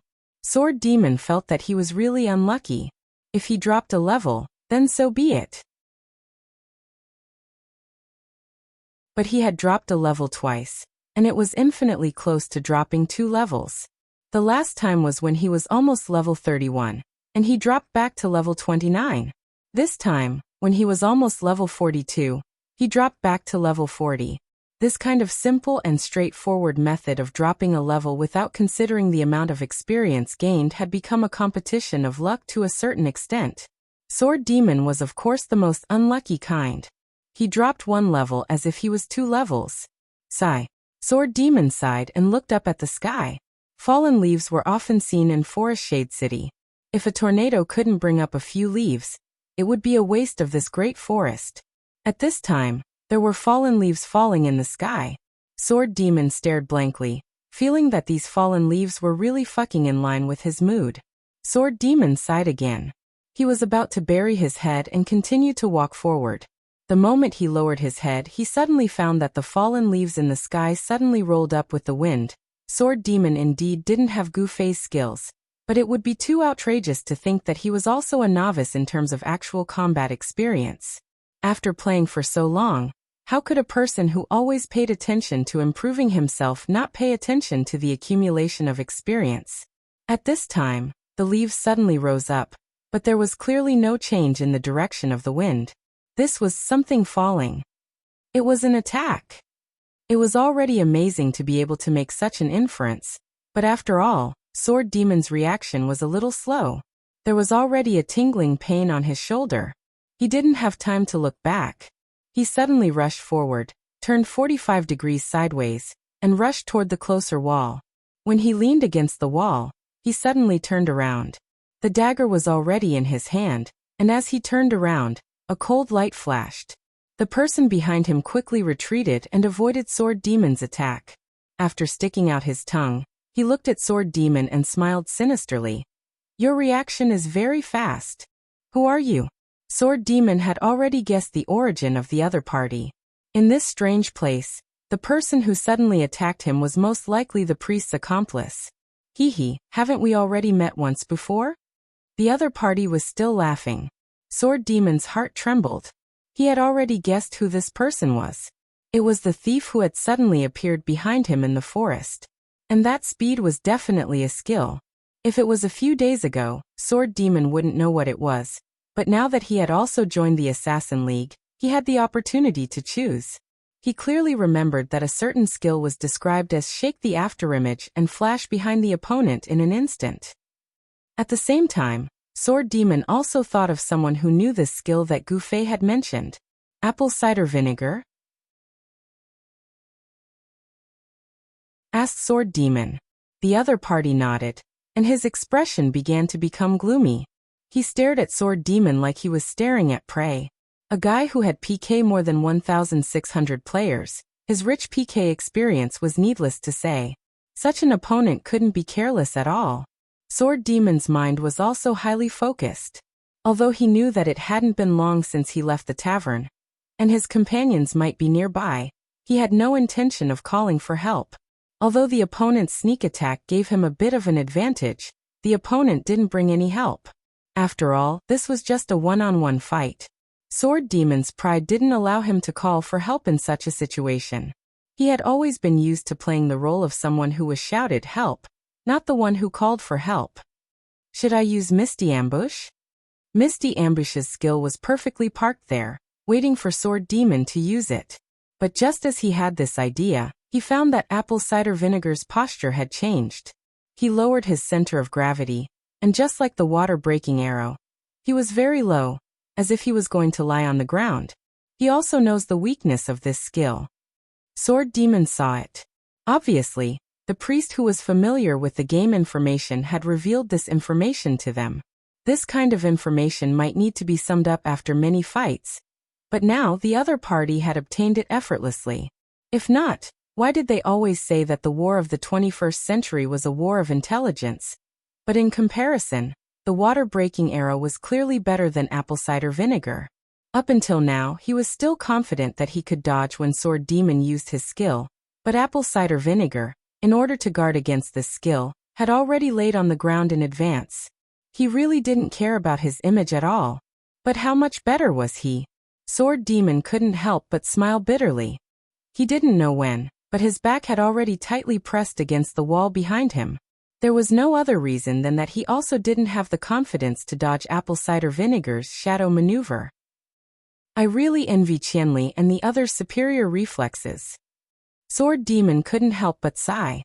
Hey, how can you be distracted when facing an enemy? Apple cider vinegar's voice sounded very close, right beside his ear. In his shock, Sword Demon had already been kicked away by apple cider vinegar. This kick didn't cause any damage, but Sword Demon understood that if the other party could kick him, he could naturally stab him. By doing this, it was clear that he didn't care about him at all. You don't even know how to cancel a skill? Apple cider vinegar looked at Sword Demon with disdain. On the eaves of a house in the distance, sharp arrows shone in the sunlight. You're tuning in to the Li Mei's Wuxia Whispers YouTube channel. We're so grateful for your support, and don't forget to subscribe to join us on this incredible journey through captivating stories. Your generosity through donations truly makes a world of difference, as it's the primary source of revenue that allows me to expand and enhance this channel for you. Thank you from the bottom of my heart for being a part of this adventure.